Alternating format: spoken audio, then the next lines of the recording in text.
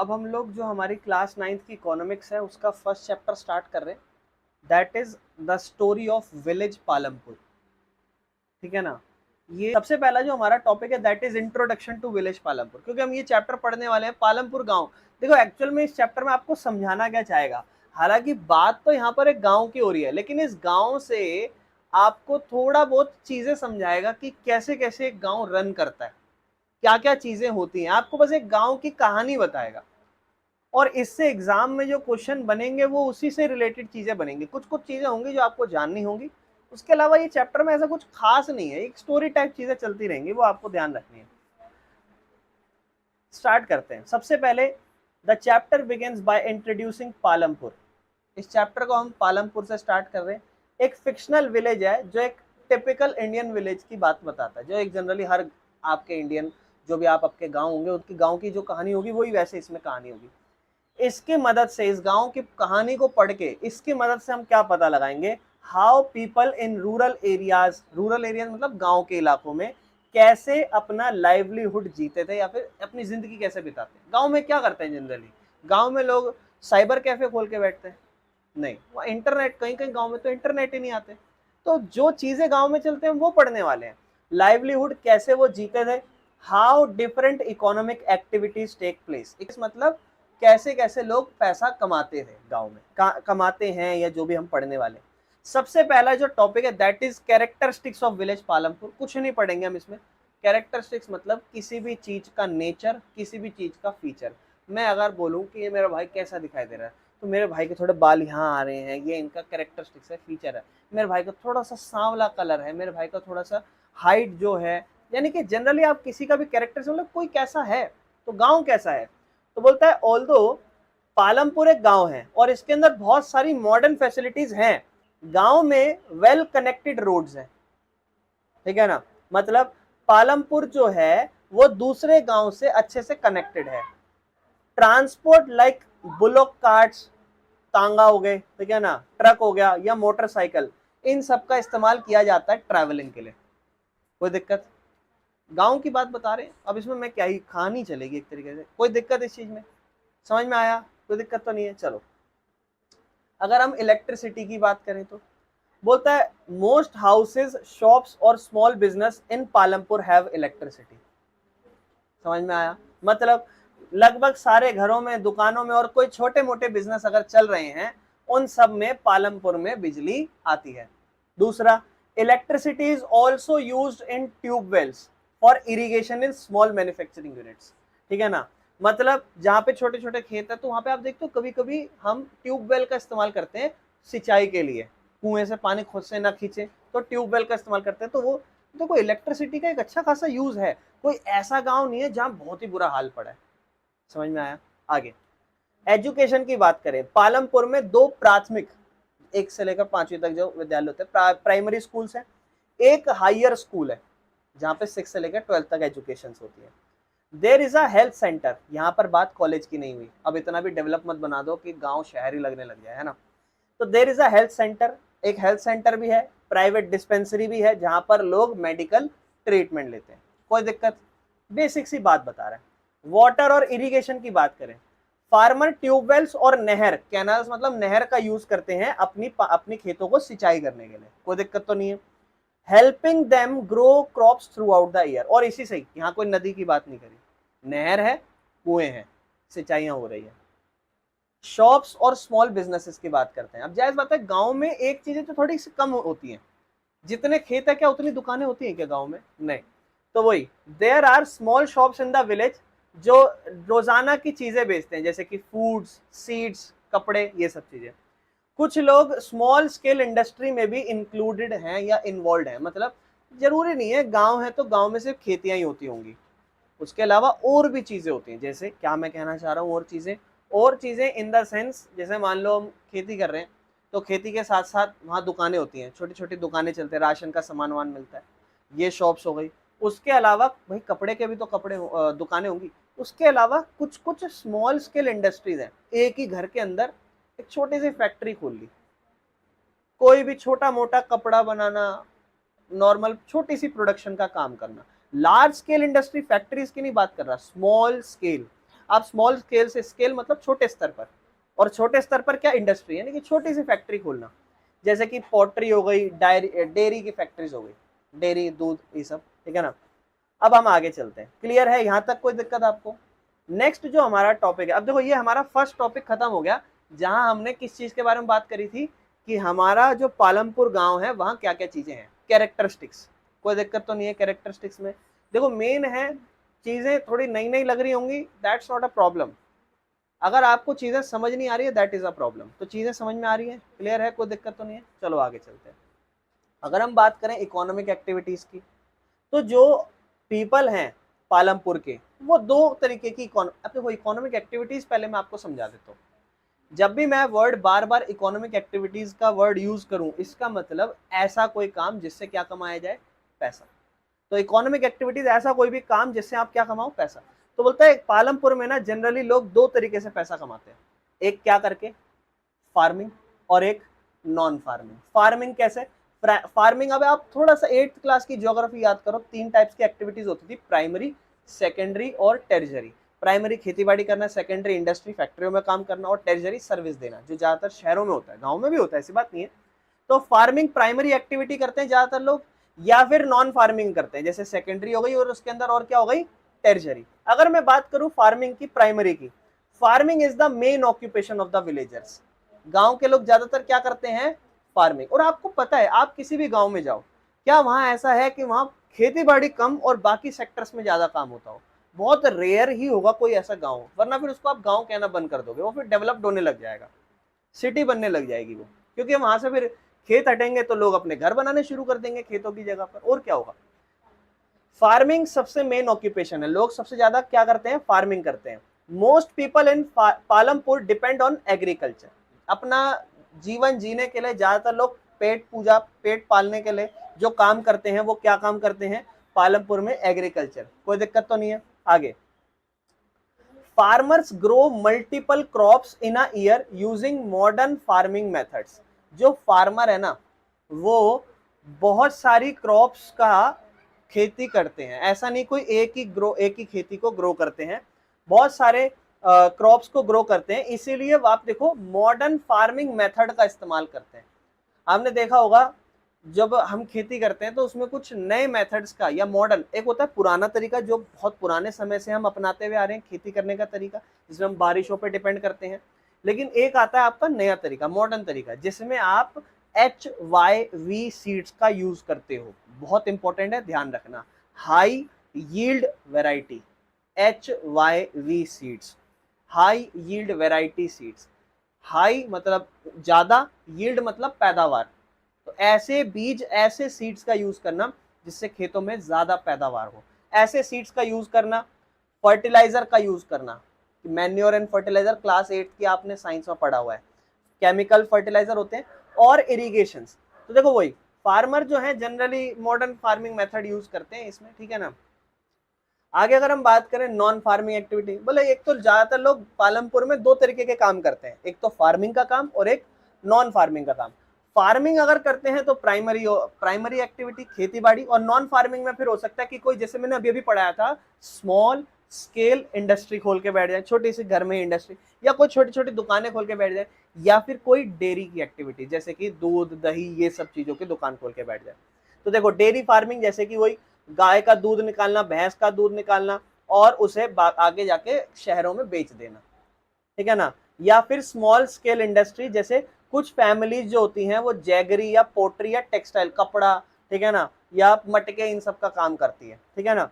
Transport business की अगर हम बात करूं तो बहुत सारे अब देखो यहाँ पर नॉन फार्मिंग में एक और काम हो रहा है। आप मुझे बताओ, रिक्शा जो चलाना है, ये प्राइमरी एक्टिविटी है, सेकेंडरी है, टेरिजरी है मेरे भाई? टेरिजरी है, सर्विस देना। हालांकि उसमें जो चीज है वो बन रही है, वो सेकेंडरी हो जाएगी, जो रिक्शा जो भी बन रहा है, लेकिन एक्चुअल में वो काम सर्विस देने का है। तो इसीलिए देखो ट्रांसपोर्ट बिजनेस, ज्यादातर जो विलेजर्स हैं वो रिक्शे का यूज करते हैं, बुलॉक कार्ट का यूज करते हैं, घोड़ा गाड़ी हो गई, बैलगाड़ी हो गई, इस तरीके से ट्रक का इस्तेमाल करते हैं सामान या इंसानों को इधर से उधर मूव कराने में। अगला शॉप्स एंड ट्रेडिंग, मतलब दुकानें चलाते हैं या व्यापार करते हैं। अगर मैं व्यापार को, ट्रेडिंग को क्या कहते हैं, सुनना ध्यान से, ध्यान समझना। जैसे मान लो मैंने एक जनरली आप किसी बाहर दुकानों पे जाओ, ग्रोसरी स्टोर पे, आप वहां से मैगी खरीद लो। जब आप मैगी खरीदते हो कि क्या वो दुकान वाला मैगी बनाता है क्या? नहीं। तो वो क्या कर रहा है, वो खरीद के ला रहा है और फिर आपको बेच रहा है। दिस इज कॉल्ड ट्रेडिंग, है ना, चीजों को खरीदना फिर बेचना। तो ये दुकान, ये चीजें हैं जैसे कि ग्रोसरीज हो जाए, कपड़ों की दुकान, या फार्मिंग के टूल्स हो जाए, जैसे बीज, सीड्स। सीड्स जो है खेती के लिए इस्तेमाल हो रहे हैं, लेकिन कोई ना कोई तो बेचता होगा उसे। क्लियर है? दोनों चली जाओ। अब हम आगे चलते हैं। जो हमारा नेक्स्ट टॉपिक है that is organisation of production. मतलब जो हम प्रोडक्शन कर रहे हैं उसकी ऑर्गेनाइजेशन क्या है। मतलब कहता है अगर आप ये पढ़ना चाहते हो प्रोडक्शन कैसे होती है, हाउ प्रोडक्शन हैपन्स, अगर आप ये पढ़ना चाहते हो, बोलता है we need to learn about 4 factors of production. अब ये वाली जो चीज़ है, देखो थोड़ी थोड़ी चीज़ें एडवांस होती जाएंगी, अच्छी अच्छी होती जाएंगी, इसमें कुछ नहीं करना। मैं आपको बस यहाँ पर इस टॉपिक को याद रखना, आप इसकी हेडिंग बना सकते हो 4 फैक्टर ऑफ प्रोडक्शन। अब आपको पता है फार्मिंग है, फार्मिंग में आप किसी चीज, खेती प्रोडक्शन कर रहे हो, खेती को बना रहे हो, उत्पादन कर रहे हो, प्रोडक्शन कर रहे हो किसी चीज का। जब आप फार्मिंग करोगे तो जनरली प्रोडक्शन करने के लिए, फार्मिंग मतलब प्रोडक्शन, या वो इंडस्ट्री में भी हो सकती है, प्रोडक्शन करने के लिए आपको 4 चीजें चाहिए रहती हैं, 4 फैक्टर्स। क्या 4 फैक्टर्स चाहिए होते हैं? सबसे पहला फैक्टर देखो क्या लिखा हुआ है, लैंड। किसी भी चीज की प्रोडक्शन करनी है तो क्या चाहिए? जमीन। ठीक है ना, बेसिक रिक्वायरमेंट है प्रोडक्शन करना है। अगर आपको फार्मिंग या फिर कोई दूसरा भी काम करना है, उसके अंदर वो लैंड के अंदर देखो, आप उसको पानी भी कह सकते हो, मिट्टी भी कह सकते हो, जंगल, जो मर्जी कहना है। और लैंड लिमिटेड है या अनलिमिटेड है? जाहिर बात है लैंड तो लिमिटेड ही होती है। ऐसा थोड़ा ना कि नई नई जगह आप बना सकते हो, पानी को हटा हटा के, समुद्र को हटा हटा के जमीन थोड़ा ना बना सकते हो। Farmer have to use modern techniques to increase productivity. मतलब अब इंसान को पता है कि जमीन तो बढ़ने वाली नहीं है, ये जो भी है इतनी जमीन है, तो इसी जमीन पे कोशिश करनी है ज्यादा खेती हो। देखो वही प्रोडक्टिविटी बढ़ाना है। पहला फैक्टर, प्रोडक्शन के कितने फैक्टर होते हैं? 4। पहला फैक्टर लैंड, दूसरा फैक्टर पढ़ते हैं लेबर। जायज बात है, जमीन आ गई, प्रोडक्शन करनी है ना, जमीन तो हो गई, अब क्या चाहिए? लेबर चाहिए।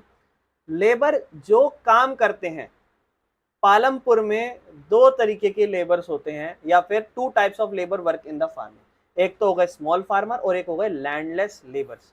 अब आपको पालमपुर में 2 तरीके के लेबर पाए जाएंगे। पहला, छोटे किसान, खुद की जमीन है उनकी, ठीक है ना, they work on their own fields, अपने खुद की जमीन है। और एक हो गए लैंडलेस फार्मर, मतलब ऐसे किसान जिनके पास खुद की भी जमीन नहीं है, वो किसी दूसरों के खेतों में जाकर दिहाड़ी या मजदूरी करके काम करते हैं। अब मैं यहाँ पे देखो, मैंने आपको स्मॉल फार्मर्स बोला, मैंने ऐसे फार्मर नहीं बोले जो अमीर है, क्योंकि जो अमीर फार्मर होते हैं ना जनरली गांव में, वो खुद से खेती नहीं करते, वो लैंडलेस लेबर ही लाते हैं। अगर आप ध्यान से देखो तो वो खुद से बहुत रेयर है। जायज बात है, उसके पास इतनी बड़ी जमीन होगी, वो अकेला भी कैसे ही कर लेगा। क्लियर है? उसके बाद लैंडलेस लेबर हो गए। हालांकि लैंडलेस लेबर में को स्किल लेबर बोल रखा है कि देखो अगर आपको ट्रांसपोर्ट का काम करना है तो आपको स्किल्ड लेबर चाहिए। मान लो अगर आपको ऐसे कोई बैटरी वाला रिक्शा लाना है गांव में और वो इस्तेमाल करवाना है आपको, जायज बात है, उसके लिए जो आपको लेबर चाहिए वो ऐसा चाहिए जिसको गाड़ी चलानी आए, या कोई भी काम हो तो वो काम करना है। तो कि कैपिटल पे थे अब हम। कैपिटल मतलब पूंजी, प्रोडक्शन करनी है, जमीन जरूरी है, लैंड, उसके साथ साथ लेबर जरूरी है। अब आप बोलोगे भैया लैंड का मतलब ही तो पूंजी हुआ, कि जब पैसा होगा आपकी जेब में तभी तो आपके पास जमीन होगी। नहीं मेरे भाई, लैंड तो किराए पे भी आ सकती है ना। अब मैं आपको पूंजी समझाता हूँ। जैसे मान लो ये मैं अपनी अपने बिजनेस की बात करता हूँ, सपोज ये मेरा कमरा है, लैंड है मेरे पास। हालांकि ये मेरी लैंड भी कैपिटल ही होगी मेरी, क्यों? मेरी असेट, संपत्ति है मेरी भाई, असेट्स है मेरी, मेरी पूंजी है ये। लेकिन मान लो मैं ही मेरी किराए की होगी बाई चांस, तो अगर मैं किराए की जमीन पे कहीं पड़ा रहा हूँ, तो उस टाइम पर वो जो मेरी जमीन है, वो लैंड तो मेरी अभी भी है ही, लेकिन क्या वो मेरी है? नहीं। तो वहां वो लैंड हो गई, प्रोडक्शन के लिए चाहिए। लेकिन उसके बाद जो मेरी ये बेंचेस हैं, या मेरा जो डिवाइस है जिसमें मैं रिकॉर्डिंग कर रहा हूँ, या जो मेरा बोर्ड लगा हुआ है, या जो मेरा पंखा, ये कोई भी चीज है, ये सब आप मुझे बताओ मेरे को ट्यूशन पढ़ाने के काम आ रहे हैं? हाँ। अब बेंचेस नहीं होंगे कहाँ बैठोगे? बोर्ड नहीं होगा या ये डिवाइस नहीं होगा कहाँ? दिस इज कॉल्ड कैपिटल, पूंजी। प्रोडक्शन करनी है खेती में, एग्रीकल्चर में, जमीन तो हो गई, इस जमीन के लिए सिंचाई करनी है या उससे पहले आपको मिट्टी खोदनी है, ट्रैक्टर चाहिए, या फिर जो गाय भैंस होती है जिसको आप यहाँ लगा के फिर आप करा, बैल बैल बैल चाहिए होती है, वो क्या है, कैपिटल ही तो है। सब छोड़ो, उसके बाद जब आप सीड्स बीज बोते हो उसके लिए भी तो पैसा चाहिए, वो सब आपके पास जब तो होगा जब आपके पास क्या हो, कैपिटल। तो आप समझ रहे हो पूंजी क्या है, कैपिटल क्या है। लैंड और कैपिटल में डिफरेंस समझ में आ रहा है, ठीक है। तो अब पर्सन, अब देखो सॉरी फिक्स, अब जो कैपिटल भी है ना उसको आप देखो दो पार्ट में लिखा हुआ है, बहुत सिंपल है। ये मुझे बताओ, मैं आपको व्हाइट बोर्ड से पढ़ा रहा हूं, मैंने मार्कर लिया नया और नया डस्टर लिया, सस्ता भी है और एक टाइम बाद ये 10 साल तक चला लूंगा क्या मैं वो व्हाइट बोर्ड और डस्टर, नहीं, एक टाइम बाद खत्म हो जाएगा। जैसे खेती कर रहा हूँ, खेती करके मैंने ट्रक लिया, ट्रैक्टर कह रहा हूँ ट्रैक्टर, तो जब मैंने ट्रैक्टर लिया, वो ट्रैक्टर क्या सिर्फ उसी साल खेती के काम आएगा क्या, नहीं। और अगर मैं बात करूं ट्रैक्टर के अलावा, मैं अगर बात करूं क्या कहते हैं बीज बोने के लिए, वो क्या उसी साल काम आएंगे क्या हर साल काम आएंगे, जो आज बीज बो रहा हूं वो तो उसी साल काम आएंगे।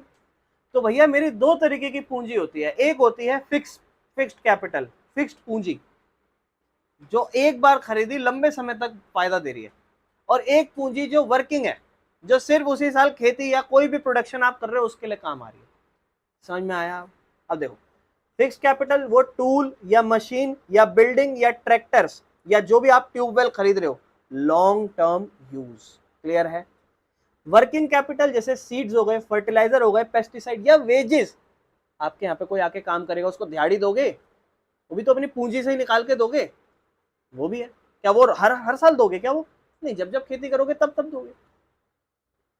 तो भैया प्रोडक्शन करनी है, 4 फैक्टर इंपॉर्टेंट है, 3 पढ़ चुके हैं। पहला लैंड, लेबर, कैपिटल। अगला इसको एंटरप्रेन्योरशिप कहा जाता है, लेकिन आपकी बुक में से ह्यूमन कैपिटल कहा होगा, हो सकता है आपकी बुक में एंटरप्रेन्योर भी कहा गया हो। ये क्या है भैया, भैया लैंड भी है, लेबर भी है, कैपिटल भी है, लेकिन इन सबको चलाने वाला नहीं है, दैट इज ह्यूमन कैपिटल।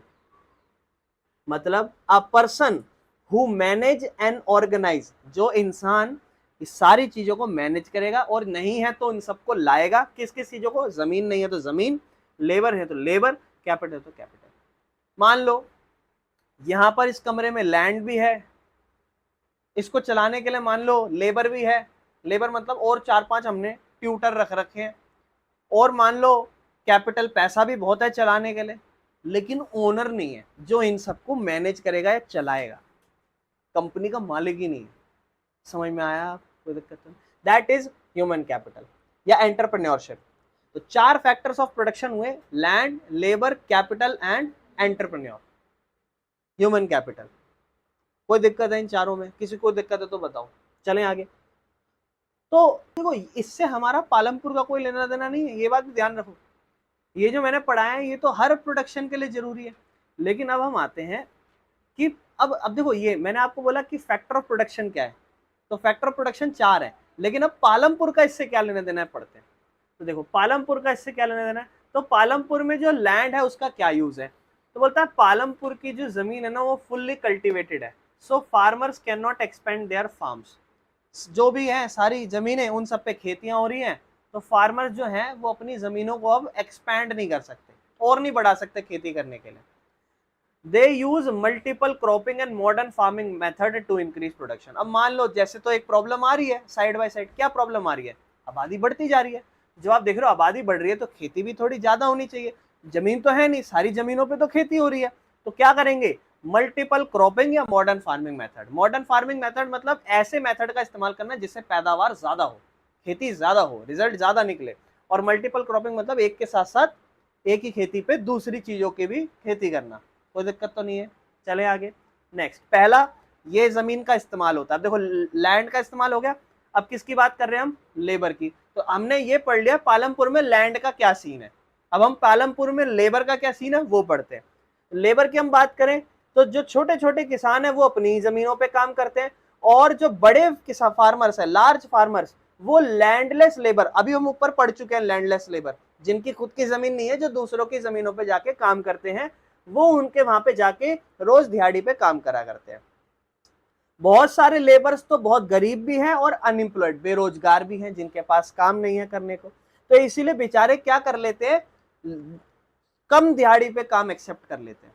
कोई दिक्कत? चलें आगे। अगर हम बात करें कैपिटल की, तो कैपिटल का क्या सीन है पालमपुर में? कहता है large farmer invest in modern equipment, जो ज्यादा से ज्यादा बड़े फार्मर हैं वो इन्वेस्ट करते हैं मॉडर्न इक्विपमेंट में, मतलब जो बड़े, अब बड़े किसान है, बड़ा पैसा है उनके पास, तो ट्रैक्टर खरीद लेंगे, ट्यूबवेल खुद का खरीद लेंगे, HYV सीड्स खरीदेंगे। HYV सीड्स का यूज होता है अच्छी पैदावार के लिए, ध्यान रखना। और वहीं अगर हम किसानों, छोटे किसानों की बात करें, तो छोटे किसान क्या करेंगे? क्या उनके पास ट्रैक्टर ये सब खरीदने के पैसे हैं? नहीं, उनकी खेती छोटे बेचारों की। तो वो क्या करते हैं, जो बड़े बड़े जमींदार हैं, मनी लेंडर्स, जो पैसा देते हैं गिरवी, है ना, पैसा देते हैं किसी चीज को गिरवी रखवा के, तो वो क्या करते हैं, उनसे पैसा गिरवी पैसा ले लेते हैं, उधार ले लेते हैं, या बड़े किसानों से, या जाके बैंक से उधार ले लेते हैं, ताकि वो भी सीड्स खरीद सके और फर्टिलाइजर खरीद सके, और फिर वो छोटी जो किसान की खेती है वहां पे जाके खेती कर सके। कोई दिक्कत तो नहीं है। तो कैपिटल भी यहाँ पे दो तरीके की, किसी के पास ज्यादा पैसा है, किसी के पास कम पैसा है। इसके बाद हम बात करते हैं सेलिंग द प्रोड्यूस, मतलब जो भी वो बना रहे हैं अब उसको वो कैसे बेचते हैं। तो जो बड़े बड़े किसान हैं वो तो जायज बात है, ऑलरेडी वो सरप्लस में चल रहे हैं, तो उन्हें क्या चाहिए, वो देखते हैं जनरली, अच्छा मैं बड़ा किसान हूँ बहुत ज्यादा, मैं क्या करूंगा, मेरे को मान लो मैंने 100 किलोग्राम गेहूं की खेती करी है और मेरी फैमिली को सिर्फ 50 किलो की खेती की जरूरत है, तो 50 किलो साइड कर देगा और 50 किलो को मार्केट में जाके बेच दे। लेकिन बेचारे जो छोटा किसान है वो तो सिर्फ अपने खुद के पेट पालने के लिए कर रहा है, क्योंकि इसके पास इतनी तो जगह भी नहीं है ना, वो अपना जैसे जैसे पैसा निकालेगा, थोड़ा बहुत हो सकता है, क्या पता थोड़ा बहुत हिस्सा वो बेच भी आए, क्योंकि कर्जा ले रखा वो भी तो चुकाना है कि नहीं। चलो, तो हमने पढ़ लिया कि पालमपुर में, अभी तक हमने देखो 2-3 चीजें पढ़ी है, एक बार फिर से हम इंट्रो पे वापस आते हैं। सबसे पहले हमने पढ़ा पालमपुर गांव कैसा है, फिर हमने पढ़ा पालमपुर गांव का फीचर, कैरेक्टरिस्टिक्स, कैसा दिखाई देता है, क्या क्या कहानी है पालमपुर की। ये कहानी पढ़ने के बाद हमने पढ़ा कि क्या क्या एक्टिविटीज होती है पालमपुर में, दो, एक तो फार्मिंग और एक नॉन फार्मिंग। उसके बाद हम बात करें आगे, फिर हमने पढ़ा कि 4 फैक्टर क्या होते हैं प्रोडक्शन के, land, labour, capital and entrepreneur, human capital. फिर उसके बाद हमने पढ़ा कि इसका पालमपुर में कैसा सीन चल रहा है, तो हमने पालमपुर में क्या क्या सिचुएशन चल रही है वो पढ़ लिया। उसके बाद हमने पढ़ा कि अब हम ये ऊपर देख चुके हैं कि ये सिचुएशंस है, लैंड का ऐसे यूज होता है, लेबर का ऐसे यूज होता है, कैपिटल का ऐसे यूज होता है, और सेलिंग द प्रोड्यूस मतलब ह्यूमन कैपिटल फिर कैसे कैसे अपना आगे इस्तेमाल करते हैं चीजों का, ये बता दिया। लेकिन चैलेंजेस क्या आते हैं प्रोडक्शन करते टाइम इन चीजों में, तो देखो चैलेंजेस जो हैं पालमपुर में हम देखते हैं, ये जनरली पालमपुर की बात करिए, पर एक्चुअल में पालमपुर मत समझो, हर इंडिया में क्या प्रॉब्लम है उसकी बात है। सबसे पहला, अनइक्वल लैंड डिस्ट्रीब्यूशन, जो हर किसान है ना उनके पास जमीन बराबर नहीं बटी, कुछ बेचारे बहुत छोटे हिस्से में वे खेती कर रहे हैं, किसी किसी के पास बहुत बड़ा हिस्सा है खेती करने के लिए, तो अनइक्वल डिस्ट्रीब्यूशन मतलब स्मॉल फार्मर्स के पास बहुत ही छोटा जमीन है। एक ये प्रॉब्लम, आप बताओ ये प्रॉब्लम आपने ऊपर देखी नहीं देखी? हाँ, ये तो पढ़ा था हमने, कुछ कुछ छोटे किसान होते हैं, कुछ कुछ बड़े किसान होते हैं। अब ये एक प्रॉब्लम है, क्यों? क्योंकि देखो खेती ज्यादा अच्छी जब होती है जब एक बड़ा पोर्शन हो सबके पास, जब इंसान ऑलरेडी छोटी जगह पे खेती कर रहा होता है तो पैदावार भी ज्यादा नहीं होती, और उसके लिए उसको ज्यादा इन्वेस्टमेंट भी लगानी पड़ जाती है। अगर वहीं ज्यादा खेत हो तो अच्छा इन्वेस्टमेंट होता है। अगर हम आगे चले, लो वेजेस फॉर लेबर, ठीक है ना। अब देखो एक प्रॉब्लम हमने ये पढ़ी थी कि कुछ कुछ मजदूर तो बेचारे बहुत ज्यादा गरीब होते थे, बेरोजगार होते थे, तो फिर वो एक्सेप्ट कर लेते थे सस्ती दिहाड़ी में भी काम करना, तो एक ये प्रॉब्लम है ना। देखो जो लैंडलेस लेबर है उन्हें फोर्स किया जाता है कि वो काम करें कम पैसे में। तीसरा, lack of capital for small farmers. अब देखो जो छोटे किसान है, क्या उनके पास ज्यादा पैसा होता है? नहीं, तो फिर वो क्या करते थे, जमींदारों से या जो जो बड़े बड़े किसान है उनसे पैसा गिरवी रख के ले आते, मतलब किसी भी चीज को गिरवी रखते थे और फिर उनसे उधार लेकर आते थे, और फिर वो अब जो उन्हें उधार भी देना पड़ता था, उस उधार पे ब्याज देना पड़ता था, और ब्याज का भी जो दर होता था, रेट होता था, सुना ब्याज पे पैसा देना, उस पे जो रेट भी देना पड़ता था वो उन्हें ज्यादा देना पड़ता था, तो ये भी एक प्रॉब्लम है। और उसके बाद दूसरा, over use of natural resource. अब खेती बाड़ी से एक प्रॉब्लम और होती है, वो कि जब भी आप मॉडर्न फार्मिंग करते हो तो एक तो मिट्टी खराब हो जाती है, और दूसरा आपका धीरे धीरे ग्राउंड वाटर भी कम होता जा रहा है। कोई दिक्कत इस चीज में? आगे चलते हैं। कंक्लूजन क्या है इस चीज का, रिजल्ट क्या है इस चीज का? देखो कंक्लूजन सिंपल है कि जो ऑर्गेनाइजेशन है प्रोडक्शन की पालमपुर में, वो ये दिखा रही है कि प्रोडक्शन के लिए आपको लैंड चाहिए, लेबर चाहिए, कैपिटल चाहिए, एंटरप्रेन्योर चाहिए। और पहली चीज देखो, अब ये वही चीज कि प्रोडक्शन के लिए क्या चाहिए, तो पहला कंक्लूजन यही है कि अगर आपको अच्छी प्रोडक्शन करनी है, अच्छी लैंड होनी चाहिए, अच्छी लेबर होनी चाहिए, अच्छा पैसा होना चाहिए, और आपके पास एंटरप्रेन्योरशिप, उसको चलाने वाला भी बंदा अच्छा होना चाहिए। फिर हम बात करें जो छोटे किसान है, हम क्या प्रॉब्लम का कंक्लूजन कैसे निकाल सकते हैं, तो देखो वही, जो छोटे किसान हैं वो स्ट्रगल कर रहे हैं कि उनके पास पैसा नहीं है या मनी नहीं है, एक ये कंक्लूजन निकल के आ रहा है। हम कंक्लूजन मतलब कोई रिजल्ट नहीं निकाल रहे, हम कुछ ये नहीं कह रहे कि यहाँ पर आपको ये पढ़ना है कि ये इसका फाइनल सॉल्यूशन है, नहीं नहीं, कंक्लूजन मतलब पालमपुर की सिचुएशन देखी और उसको देख के हम क्या एक फाइनल सिचुएशन देख पा रहे हैं कि यहाँ क्या सीन है। तो हमने ये पढ़ा ऊपर जितना भी कि प्रोडक्शन करनी है कितने फैक्टर चाहिए, 4 फैक्टर, जायज बात है, ऊपर भी हमने यही पढ़ा। दूसरा हमने ये पढ़ा पालमपुर की कहानी देखकर कि जितने भी छोटे किसान हैं वो क्या कर रहे हैं, स्ट्रगल कर रहे हैं। क्यों? क्योंकि या तो उनके पास जमीन कम है या फिर उनके पास पैसा कम है। जमीन कम होती है तो छोटी खेती, और छोटी खेती के फिर वो उसके लिए भी उधार लेने जाते हैं तो वो ब्याज ज्यादा देर पे मिलता है। तीसरा, मॉडर्न टेक्नोलॉजी जो है इंक्रीज करती है प्रोडक्शन के लिए, लेकिन वो नई प्रॉब्लम लाती है जैसे डिग्रेडेशन एंड अनएम्प्लॉयमेंट। मतलब आपने ऊपर देखा बड़े बड़े किसान HYV सीड्स का यूज करते थे। जब वो किसान HYV सीड्स का यूज करते हैं तो मिट्टी की जो उपजाऊ है या जो मिट्टी की फर्टिलिटी वो धीरे धीरे कम होती जाती है। आप देखो गांव में फर्टिलाइजर का जब यूज करते हैं हम, तो वो किसान की जो खेती होती है ना, वो मिट्टी वो कमजोर होती जाती है, एक टाइम बाद वो इतनी अच्छी पैदावार नहीं दे पाती। फिर 1-2 साल किसानों को खेती करना छोड़ना पड़ता है ताकि वो अगले साल फिर से मिट्टी और मजबूत हो जाए।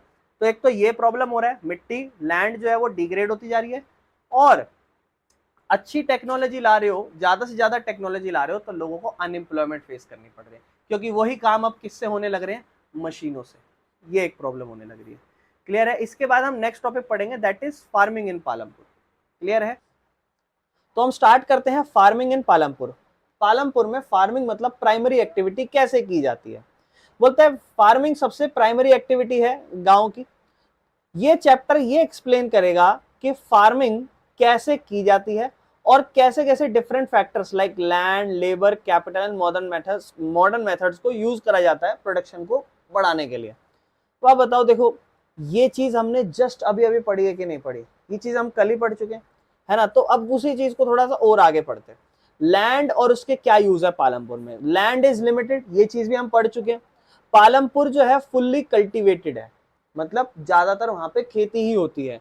इसका मतलब एक चीज कि जितनी भी जगह है उन सब पे किसान खेतियां ही कर रहे हैं, और इसका मतलब ये है कि वो अपनी फार्म को एक्सपेंड नहीं कर सकते। क्यों?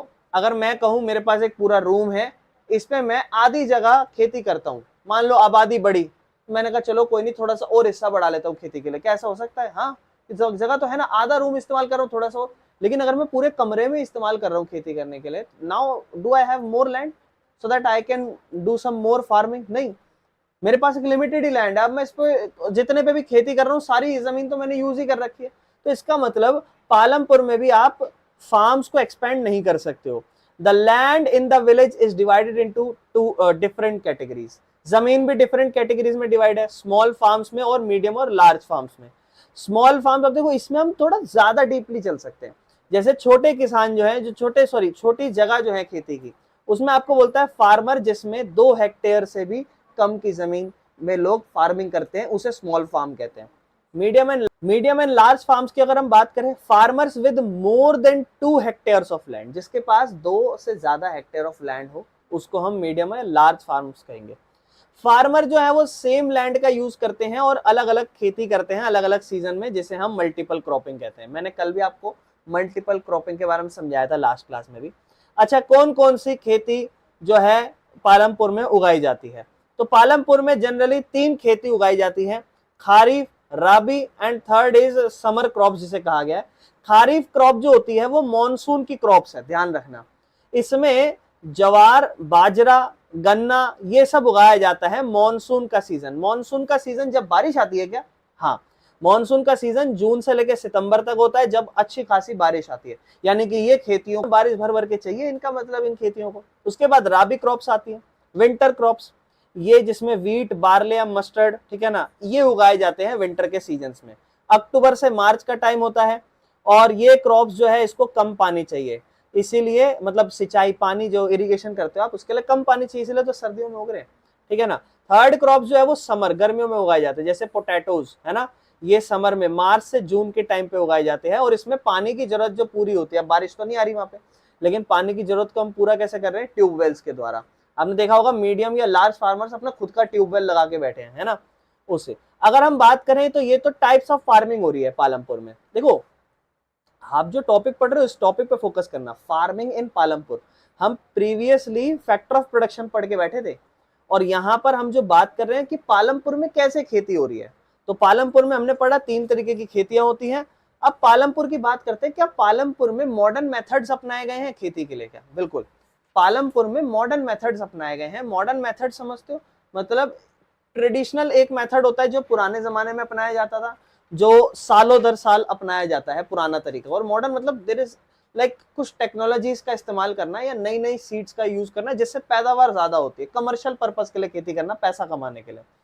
पालमपुर में मॉडर्न मेथड अपनाया गया ताकि हम क्या कर सकें, प्रोडक्शन को इंक्रीज कर सकें क्रॉप्स की। कुछ मेथड है जिसमें पहला मेथड है यूज करना high yield variety HYV seeds, कल ही मैंने सीड्स की बात करी थी, ठीक है ना। फार्मर इनको यूज करते हैं अच्छी पैदावार के लिए, ठीक है ना, और ये ट्रेडिशनल सीड जो पहले सीड्स का यूज किया जाता था उनसे ज्यादा बेटर होती है, क्योंकि इससे पैदावार ज्यादा निकलती है, ज्यादा खेती प्रोड्यूस होती है। These seeds are used to grow crops like wheat and rice, गेहूं और क्या कहते हैं चावल के लिए ये इस्तेमाल किया जाता है, ठीक है ना। उसके बाद दूसरा मॉडर्न मेथड करना है आपको, मॉडर्न मेथड अपनाना है फार्मिंग का, तो दूसरा क्या करो, केमिकल फर्टिलाइजर का इस्तेमाल करो या पेस्टिसाइड्स का इस्तेमाल करो। फार्मर केमिकल फर्टिलाइजर का यूज करते हैं सॉइल की फर्टिलिटी को बढ़ाना। सॉइल की फर्टिलिटी मतलब सॉइल अच्छी पावर होल्ड कर सके, ज्यादा से ज्यादा हमारे को बेटर रिजल्ट दे सके, ठीक है ना। और पेस्टिसाइड्स को यूज करा जाता है खेतियों को बचाना बीमारियों से या पेस्ट से, बिकॉज ये हार्मफुल होते हैं हमारी soil, they also harm the soil and water, क्योंकि अगर वो पेस्ट या डिसीजेस बढ़ गई तो उनसे जो हमारी सॉइल है या हम जो पानी दे रहे हैं वो उसको डैमेज कर सकती है। इरिगेशन, इरिगेशन मतलब अच्छा सिंचाई, पानी भी बहुत इंपॉर्टेंट होता है, ट्यूबवेल लगा देना या नहर लगा देना। अब ये हम ऑलरेडी पढ़ चुके हैं पहले कि पालमपुर में क्या क्या मेथड है, ट्यूबवेल है और कैनल है। क्या कोई नदियां बहती है पालमपुर में? नहीं, इमेजिनरी गांव है, नहीं बहती वैसे, ठीक है ना। फार्मर इलेक्ट्रिक पंप का भी यूज करते हैं जिससे ग्राउंड सोर्स से पानी निकल जाए, ठीक है ना, ग्राउंड वाटर से। उसके बाद अगर हम आगे चलें तो next topic that is capital and its importance in farming. Farming में कैपिटल, पूंजी, पैसा, इसकी क्या इंपॉर्टेंस है और कैपिटल होती क्या है। तो देखो अगर फार्मिंग करनी है पालमपुर में तो पैसा बहुत चाहिए, यानी कि मनी चाहिए। इसका मतलब किस लिए पैसा चाहिए, बीज सीड्स खरीदना, बीज HYV सीड्स खरीदना, फर्टिलाइजर भी जायज बात है पैसों से ही आएगा, पेस्टिसाइड्स भी पैसों से आएगा, टूल्स यंत्र खरीदना क्या कहते हैं फार्मिंग करने के लिए, और इरिगेशन की फैसिलिटीज अच्छी हो, जैसे कि ट्यूबवेल अगर आप अपने आप वहां लगा दो या पंप लगवा दो अपने यहाँ जिससे पानी अच्छा आ सके, उन सब चीजों के लिए बहुत जरूरी है। Large farmers have enough capital to invest these input. बड़े बड़े किसानों के पास बहुत पैसा है ये सारी चीजों को उपलब्ध कराने का, लेकिन वहीं अगर हम छोटे किसानों की बात करें तो उन्हें क्या करना पड़ता है, मनी लेंडर या लार्ज फार्मर से इन सब चीजों को उधार में लेना पड़ता है। और वहीं पर इस वजह से हम क्या देखते हैं, इस वजह से डेप्ट आ जाता है। ये थोड़ा सा मिस्टेक हो गया होगा, ये फोर्थ टॉपिक सॉरी यहाँ से स्टार्ट होना चाहिए था, थोड़ा सा मिस्टेक है, इसको हम ठीक कर लेते हैं, ठीक है ना। जैसे है ना ये इस तरीके से, हाँ ओहो एक सेकेंड, एक चीज डबल कॉपी हो गई है, ध्यान रखना, तो इसको ना हम हटा देते हैं, ठीक है, ये वाला पॉइंट जो है, ठीक है जी, यहाँ तक ये है, ठीक है। इसके बाद ये डबल हो गई है, क्लियर है। आगे चलते हैं। तो चौथा टॉपिक जो हमने पढ़ा था कैपिटल और उसकी इंपॉर्टेंस जो है क्या है फार्मिंग में। इसके बाद अगर हम नेक्स्ट पे चलें तो that is problem in farming. Farming में क्या प्रॉब्लम्स आती हैं, बोलता है मॉडर्न मेथड जो है ना वो आपकी पैदावार तो बढ़ाते हैं, ज्यादा खेती प्रोड्यूस तो होती है, लेकिन कुछ प्रॉब्लम्स भी क्रिएट कर देते हैं। क्या problems, over use of natural resource, मतलब जब आप केमिकल फर्टिलाइजर का भर भर के यूज करते हो तो आपकी डैमेज हो जाती है सॉइल, मिट्टी डैमेज हो जाती है, किस वजह से, नेचुरल रिसोर्स डैमेज होता है फर्टिलाइजर की वजह से। और जब आप ज्यादा पानी निकालते हो ट्यूबवेल से तो ग्राउंड वाटर धीरे धीरे, अब देखते हो ना आप हर साल क्या होता है जनरली, आपने बर्मा देखा है, बर्मा सुना है क्या होता है बर्मा? बर्मा को और आपके गांव में क्या कहते हैं? अरे जो हैंड पंप होता है जिससे हम क्या कहते हैं उसे? चापाकल। आप नल। और आपके गांव में कुछ कहते हैं? नहीं, अच्छा गांव ही नहीं है, सॉरी। हाँ जी। तो हमारे गांव नहीं, मतलब जब मैं मेरी नानी के घर जाता था तो वहां पे भी होता था ऐसे बर्मा, खारा पानी निकलता उससे। तो आप देखते हो जनरल क्या कहते हैं? चपाटा, चपाकल। बड़ा डेंजरस नाम है ये तो, चपाकल। तुम्हारे में क्या कहते हैं? नल। बताया नहीं तुमने अभी तक किसने चीटिंग करी है। छुट्टी हो जाती है अब तक तो यहीं बैठे रहो। कह रही क्या करेगी घर जाके, यहीं पर है। मैं नहीं, मैं तो छुट्टी करना था, तुम्हारी बहन ने रोका, देखो। मैंने नहीं, सही में अब इसने बोला इसकी बात माननी पड़ेगी, अब नहीं होगी तुम्हारी छुट्टी। मैं तो सही में करने वाला था। अच्छा हाँ, ग्राउंड वाटर का डिप्लेशन मतलब धीरे धीरे जो जमीन का पानी है वो और नीचे होता जा रहा है, खत्म होता जा रहा है जहां जहां अवेलेबल था।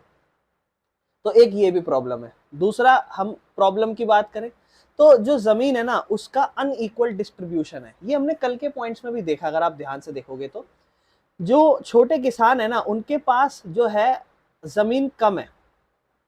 तो जायज बात है, वो क्या कहते हैं, इतनी जमीन नहीं है जिसमें वो ज्यादा खेती करके ज्यादा अच्छा पैसा कमा सके, और उनके पास ज्यादा जमीन है नहीं, इसलिए वो ज्यादातर दूसरों से पैसा उधार लेते हैं या फिर फैमिली लेबर बन के उनके वहां पे काम करते हैं। मान लो किसी के पास, तुम्हारा कोई रिश्तेदार है, इसके पास बड़ा खेत है, तो उसी पे जाके काम कर लेते हैं, ठीक है ना। और हाँ जी, डिपेंडेंस ऑन मनी लेंडर्स की अगर हम बात करें तो जो छोटे किसान हैं वो बोरो करते हैं मनी लेंडर, जो बड़े बड़े जमींदार हो गए मान लो, या बड़े बड़े सेठ आदमी हो गए जिनके पास जो बहुत पैसा है, उनसे उधार लेते हैं। और लेकिन ना वो लोग भी पता क्या करते हैं, उनसे ब्याज ज्यादा चार्ज करते हैं, जिस वजह से वो डेब्ट ट्रैप में फंस जाते हैं। वेरी इंपॉर्टेंट, डेब्ट ट्रैप एक ऐसी सिचुएशन है जहां पर आप जब किसी से लोन लेते हो तो आप उसको कहते हो कि मैं आपका लोन चुका दूंगा, आप फिर क्या होता है, खेती अच्छी हो नहीं पाती, और फिर आप क्या कहते हैं, जब उस खेती को अच्छी हो नहीं पाती तो जायज बात है वो कर्जा अब आप चुका नहीं पाए, अब वो आपसे बोलता है भाई ब्याज दो, तो आपको प्रेशर बनता है ब्याज देने का। फिर आप क्या करते हो, फिर आप उससे दोबारे और लोन मांगते हो या किसी और से और लोन मांगते हो ताकि आप उसका ब्याज चुका सको, या फिर थोड़ा और पैसा बच जाए तो फिर से कुछ और खेती ट्राई कर लो।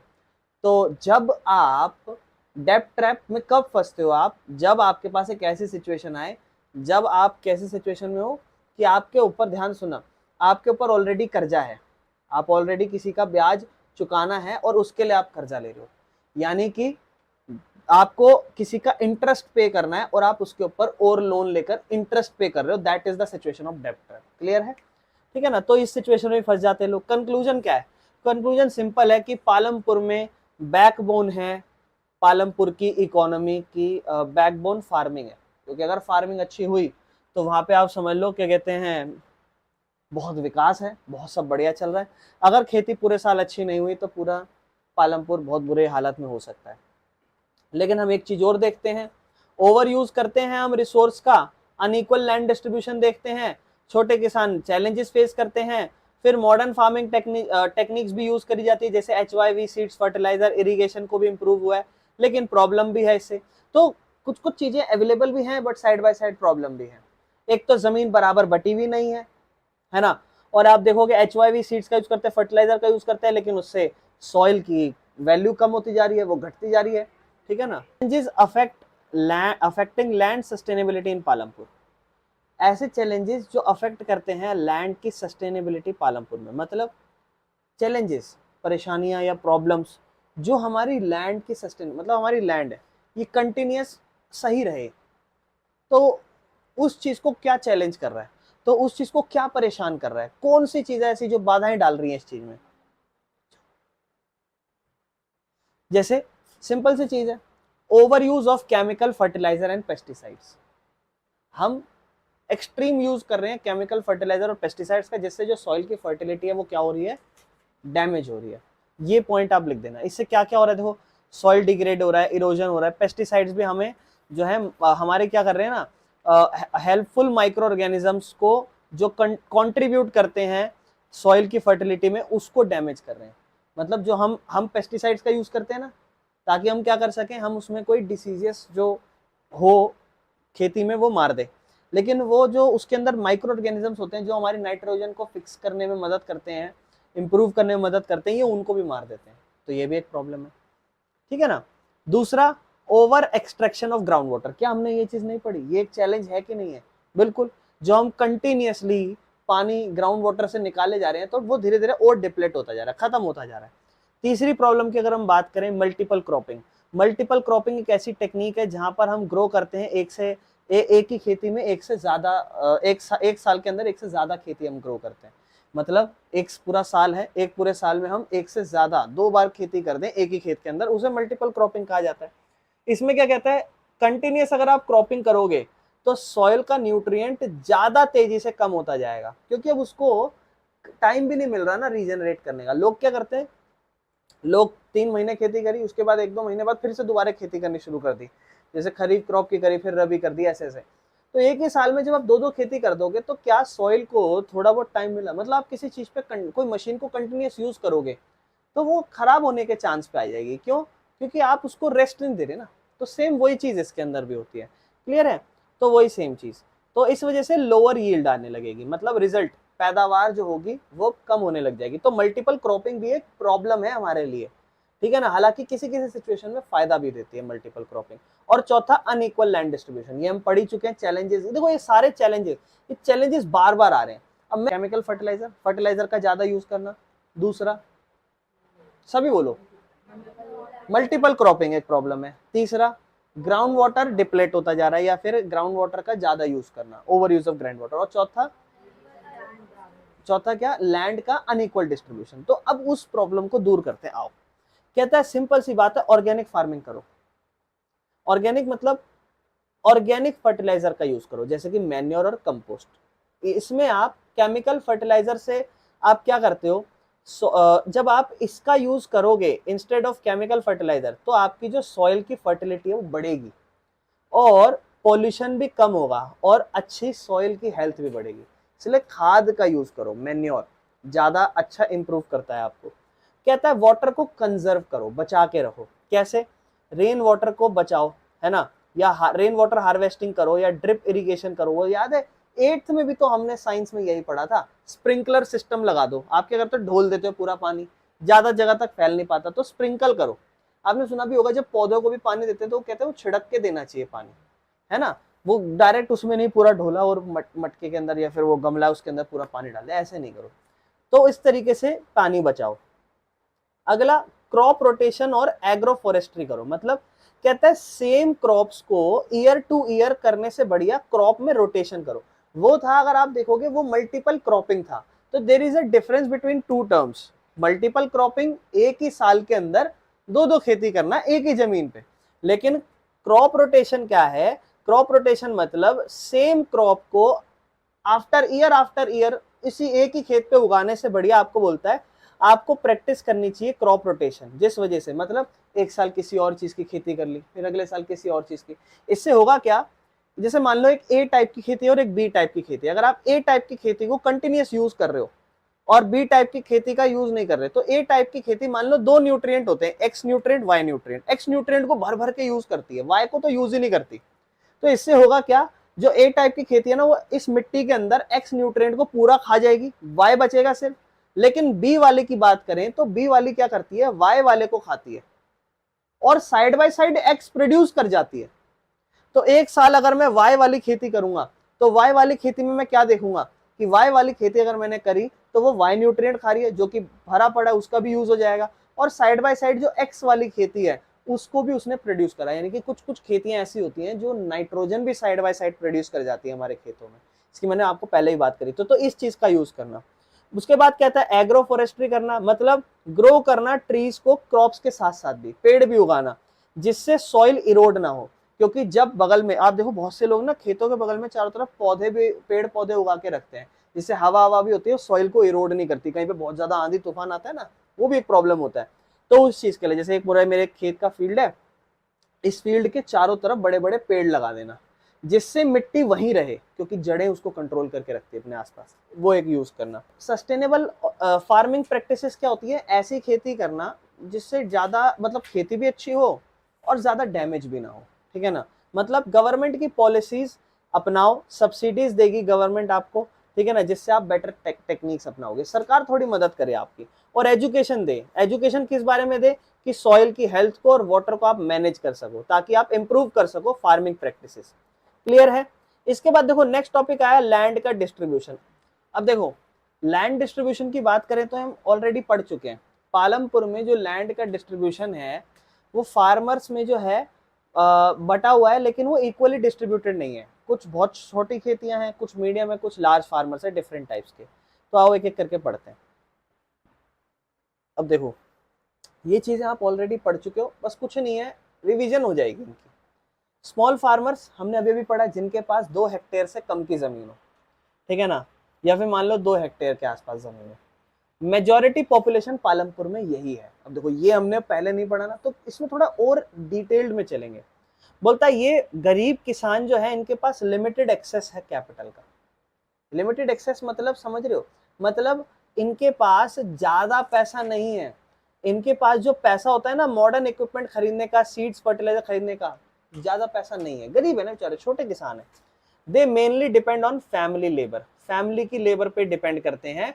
और इन्हें जमीन मनी लेंडर से या बड़े बड़े किसानों से, जमींदार जो हो गए, उनसे नेसेसरी इनपुट्स जैसे कि सीड फर्टिलाइजर खरीदना पड़ता है उधार में। मुझे उधार दे दो, अच्छी खेती होगी, मैं आपको खेती दे जाऊंगा या फिर थोड़ा पैसा दे दूंगा। जनरली गांव में खेती होती है कि थोड़ा अच्छा गेहूं निकले तो मुझे गेहूं देकर जाइए। They usually grow food crops for their family and only sell if there is any surplus. मतलब ये सिर्फ वो फूड क्रॉप्स ही उगाते हैं, कोई ऐसी क्रॉप्स नहीं उगाएंगे जैसे कपड़े वपड़े की कोई खेती नहीं करेंगे, क्योंकि वही उगाएंगे जो इन्हें खाने के लिए बनाना है। और फिर जब वो खेती हो जाएगी तो अगर बाय चांस कोई सरप्लस बचा तो उससे थोड़ा बेच बाच के अपना पेट पूजा, थोड़ा इन्वेस्टमेंट कर लेंगे, क्योंकि ये स्मॉल फार्मर्स है तो इनके पास ज्यादा बचेगा भी नहीं। Challenges faced by small farmer. अब स्मॉल फार्मर क्या चैलेंजेस फेस करते हैं? कि अनइक्वल लैंड डिस्ट्रीब्यूशन यही फेस करते हैं, क्योंकि इन्हीं के पास तो जमीन कम है। बड़ा वाला थोड़ा ना चैलेंज फेस करेगा जिसके पास ज्यादा जमीन है। मतलब इनकी जब छोटी जमीन है और वो ना थोड़ी सी लेस फर्टाइल भी होती है। अच्छा छोटी जमीन में प्रॉब्लम क्या है? आप बता सकते हो, आप में से कोई गांव का हो या गांव में देखा हो आपने, छोटी जमीनों का प्रॉब्लम क्या है बताओगे? आप बताओ।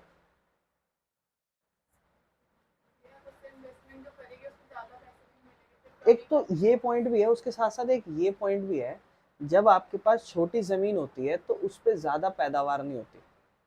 ज्यादा पैदावार इन द सेंस जब आपके बड़े खेत होते हैं ना तो अच्छी खेती हो पाती है। जैसे मान लो मैं आपको कहूँ आओ इस रूम में क्रिकेट खेलते हैं, आप बोलोगे भैया ढंग से खड़े भी नहीं हो पाएंगे, सामान आप पूरे घर का बाहर रख दोगे तब जाके भी थोड़ी सी जगह बचेगी, बॉल डालते ही यहाँ पहुंच जाएगी। क्या मतलब? और वहीं अगर हम इसको डबल ट्रिपल कर दें, अब बोलोगे भैया अब जाके थोड़ी सी जगह बनी है, फिर हम उसको 10 गुना कर दें, बोलो भैया अब जाके तो थोड़ी ठीक ठाक जगह हुई है। जिसका मतलब जो छोटे फार्मर है ना, उनकी एक तो जमीन में भी जब वो इतनी सी जमीन पे खेती करते हैं ना, तो इतने छोटे से हिस्से में ही खेती हो पाएगी। फिर वहीं बड़ी जमीन होगी ना तो ज्यादा एरिया यूज हो पाएगा। तो एक ये प्रॉब्लम होती है। They may not even have resource to invest in modern farming method, और उनके पास इतने पैसे भी नहीं होते कि वो HYV सीड्स का यूज कर सके, है ना, केमिकल फर्टिलाइजर का यूज कर सके। और इस वजह से वो ज्यादातर ऑर्गेनिक फार्मिंग पे डिपेंड करते हैं, बारिश पे डिपेंड करते हैं, फिर वो सब आती नहीं है तो बेचारों का नुकसान हो जाता है। मीडियम फार्मर जो है इनके पास ऐसे फार्मर्स है जिनके पास 2 से लेकर 10 हेक्टेयर ऑफ लैंड है, ठीक है ना। They have more land than small farmers, और ये प्रोड्यूस भी कर सकते हैं थोड़ा बहुत सरप्लस। सरप्लस मतलब एक्स्ट्रा अमाउंट, ऐसा अमाउंट जो घर का सारा, जैसे मान लो खेती करी, खेती करके सारा खेत जो है उससे जो भी प्रोडक्ट निकला वो सारा घर के लिए इस्तेमाल कर लिया, अब थोड़ा सा बच भी गया है अच्छा खासा, अब उसको बाहर बेच पा रहे हैं। लेकिन स्मॉल फार्मर के पास बहुत रेयरली कुछ बचता था, है कि नहीं।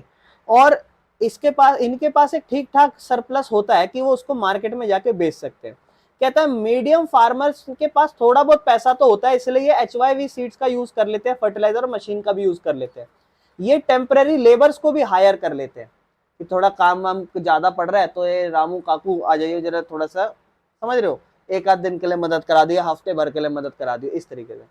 बट इनमें से बहुत सारे लोग तो अपनी फैमिली लेबर पे ही रिलाई करते हैं। जैसे ऊपर हमने पढ़ा था कि ये सारे फैमिली लेबर ही होते हैं इसके अंदर सारे, है ना, फैमिली लेबर, ये देखो, है ना, ये सारे फैमिली लेबर ही होते हैं। क्लियर है, कोई दिक्कत तो नहीं है? दे कैन, हाँ वही चीज। अब आगे चलते हैं, challenges faced bye medium farmer. इनको क्या प्रॉब्लम फेस करनी पड़ती है? प्रॉब्लम इनको ये फेस करनी पड़ती है कि दे have more land and resources, they still face challenges, फिर भी इनको चैलेंजेस फेस करना पड़ता है। तो लार्ज फार्मर्स के ऊपर बात करनी स्टार्ट करते हैं। Farmers with more than 10 hectares of land, जिसके पास 10 हेक्टेयर से ज्यादा की जमीन होती है वो लार्ज फार्मर्स कहलाते हैं। These farmers are the wealthiest in Palampur, ये पालमपुर में वेल्दीएस्ट लोग हैं।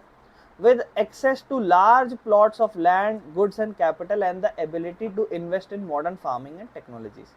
तो ये लोगों के पास देखो जमीन अच्छी खासी है, अच्छा पूंजी है, गुड कैपिटल है, और इनके पास इतनी भी काबिलियत है कि ये मॉडर्न फार्मिंग के लिए इन्वेस्ट कर सकते हैं। समझ रहे हो? इसके बाद अगर हम आगे चलें, लार्ज फार्मर्स टाइपिकली या typically hire labours to work on their farm. अब देखो बड़े बड़े किसान है, 10 हेक्टेयर से भी ज़्यादा की ज़मीन है, तो उन्हें क्या करना पड़ता होगा?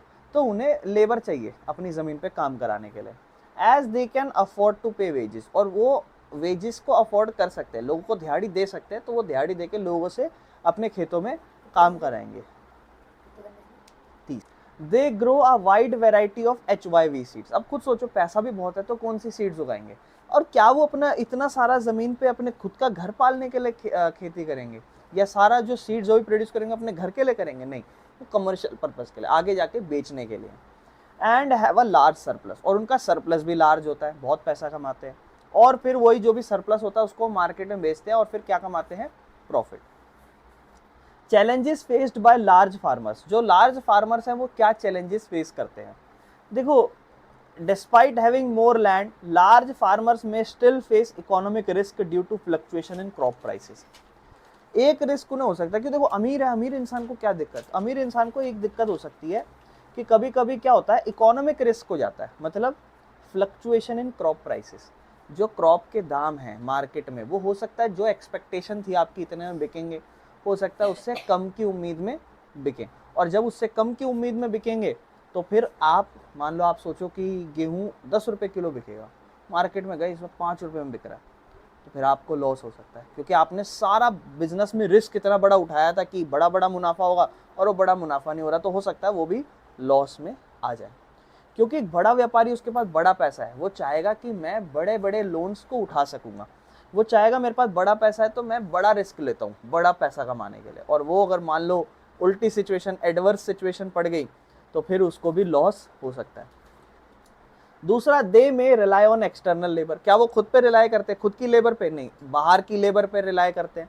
और कुछ लार्ज फार्म्स जो है ना, उनके पास एक्सप्लॉयटेशन भी होता है landless labours bye paying low wages. तो देखो, एक ये प्रॉब्लम होता है, ये तो खैर लार्ज फार्मर्स के द्वारा प्रॉब्लम फेस नहीं होती, बट हाँ एक्सटर्नल लेबर पे ये करते हैं, लेकिन ध्यान से सुनना, ये एक्सप्लॉइट करते हैं लैंडलेस लेबर्स को बाय पेइंग लो वेजेस, कम दिहाड़ी में पे करके किसी को एक्सप्लॉइट करना। जनरली एक पॉइंट और लिख देना, चैलेंजेस की एक्सटर्नल लेबर पे रिलाई करते हैं, ये चैलेंजेस आप लिख सकते हो, और ये अलग से लिखा हुआ है। और कुछ फार्म्स जो है ना, वो एक्सप्लॉइट करते हैं लैंडलेस लेबर्स को, उनको कम दिहाड़ी दे के, मतलब काम पे रख लिया फिर उसको कम दिहाड़ी दी कि नहीं हम नहीं दे रहे, तो ये तो चैलेंजेस उनको फेस नहीं करना पड़ रहा है, ये तो लैंडलेस लेबर्स को चैलेंजेस फेस करना पड़ रहा है। लेकिन आप ये पॉइंट लिख सकते हैं कि they rely on external labours, जो हमारी एक्सटर्नल लेबर्स हैं उस पर वो क्या करते हैं? रिलाई करते हैं। ठीक है ना, रिलाई समझ रहे हो, मतलब किसी पे निर्भर हो जाना। इसके बाद चौथे आते हैं लैंडलेस लेबर, ये स्मॉल फार्मर्स हो गए, ये उनसे भी मतलब ये दिहाड़ी मजदूर है ऐसे। तो these are people who do not own any land, इनके पास कोई जमीन नहीं है, ठीक है। They work for wages on the farm of others, दूसरों के यहाँ पर ये दिहाड़ी पे काम करते हैं दूसरों के खेतों में, जैसे भी हमने पढ़ा लार्ज फार्मर्स के यहाँ पे। तीसरा, ये सबसे गरीब हैं पालमपुर में, और इनको लंबे समय तक काम करना पड़ता है और दिहाड़ी भी उतनी अच्छी नहीं मिल पाती। They rely on their daily veg work, और फिर ये इसी डेली वेज वर्क पे ही निर्भर होते हैं कि रोज अगर दिहाड़ी से कहीं पे दिहाड़ी पे काम मिल जाएगा तो कर लेंगे, तो घर पे पैसा आ जाएगा और खाना बन जाएगा रात को। और इनके इनके पास ना फाइनेंशियल इंस्टेबिलिटी है, देखो भाई ना कि आज काम है कल को नहीं हुआ, तो फाइनेंशियल इंस्टेबिलिटी, आज पैसा है कल को नहीं हो सकता। Since they do not own any land and may not always find work, वही देखो इनके पास ना तो खुद की जमीन है और ये हो सकता है इन्हें कभी काम मिले और कभी काम ना मिले, तो दूसरों पे निर्भर पड़ते हैं, ठीक है ना। तो इसलिए ऐसा होता है कभी कल को पैसा मिल सकता है, हो सकता है कभी काम ना हो इनके पास। इनके पास चैलेंजेस, देखो इनकी बातों से ही चैलेंजेस समझ में आ गया, सिंपल सी चीज़ है, इनके पास ज़मीन नहीं है, इसका मतलब इनके पास परमानेंट इनकम तो होगी नहीं है, फिक्स्ड इनकम तो होगी नहीं, ठीक है ना। बेरोजगारी समझ रहे हो ना, क्यों फेस करेंगे बेरोजगारी। Next, capital needed in farming. Next topic जो है हमारा वो है कि कैपिटल की क्या ज़रूरत पड़ती है, या कैपिटल जो भी पूंजी है उसकी कैसे ज़रूरत पड़ती है हमारी फार्मिंग में। बोलता है फार्मिंग में कैपिटल्स का मतलब पैसे का मतलब, पूंजी का मतलब पैसा है, मनी है, टूल्स है, जो भी आप खेती कर रहे हो उसके लिए यंत्र क्या चाहिए आपको, या मशीन आपको क्या चाहिए जैसे ट्रैक्टर हो गए ये सब चीज़ें, या कुछ और रिसोर्सेज भी आपको चाहिए रहते हैं वो, ठीक है ना। ये सब आपको फार्मिंग एक्टिविटीज़ करनी है तो इन सब की ज़रूरत पड़ती है आपको, और ये आपका फार्मिंग सक्सेस होगा या फार्मिंग आपकी खेती आपकी अच्छी होगी, इसके रिजल्ट के लिए बहुत ज़्यादा क्रूशल रोल प्ले करते हैं। अगर आपके पास अच्छा कैपिटल है, अच्छा फार्मिंग का सक्सेस हो सकता है, डिपेंड करता है आप कर रहे हो कि नहीं कर रहे हो, लेकिन हो तो सकता है।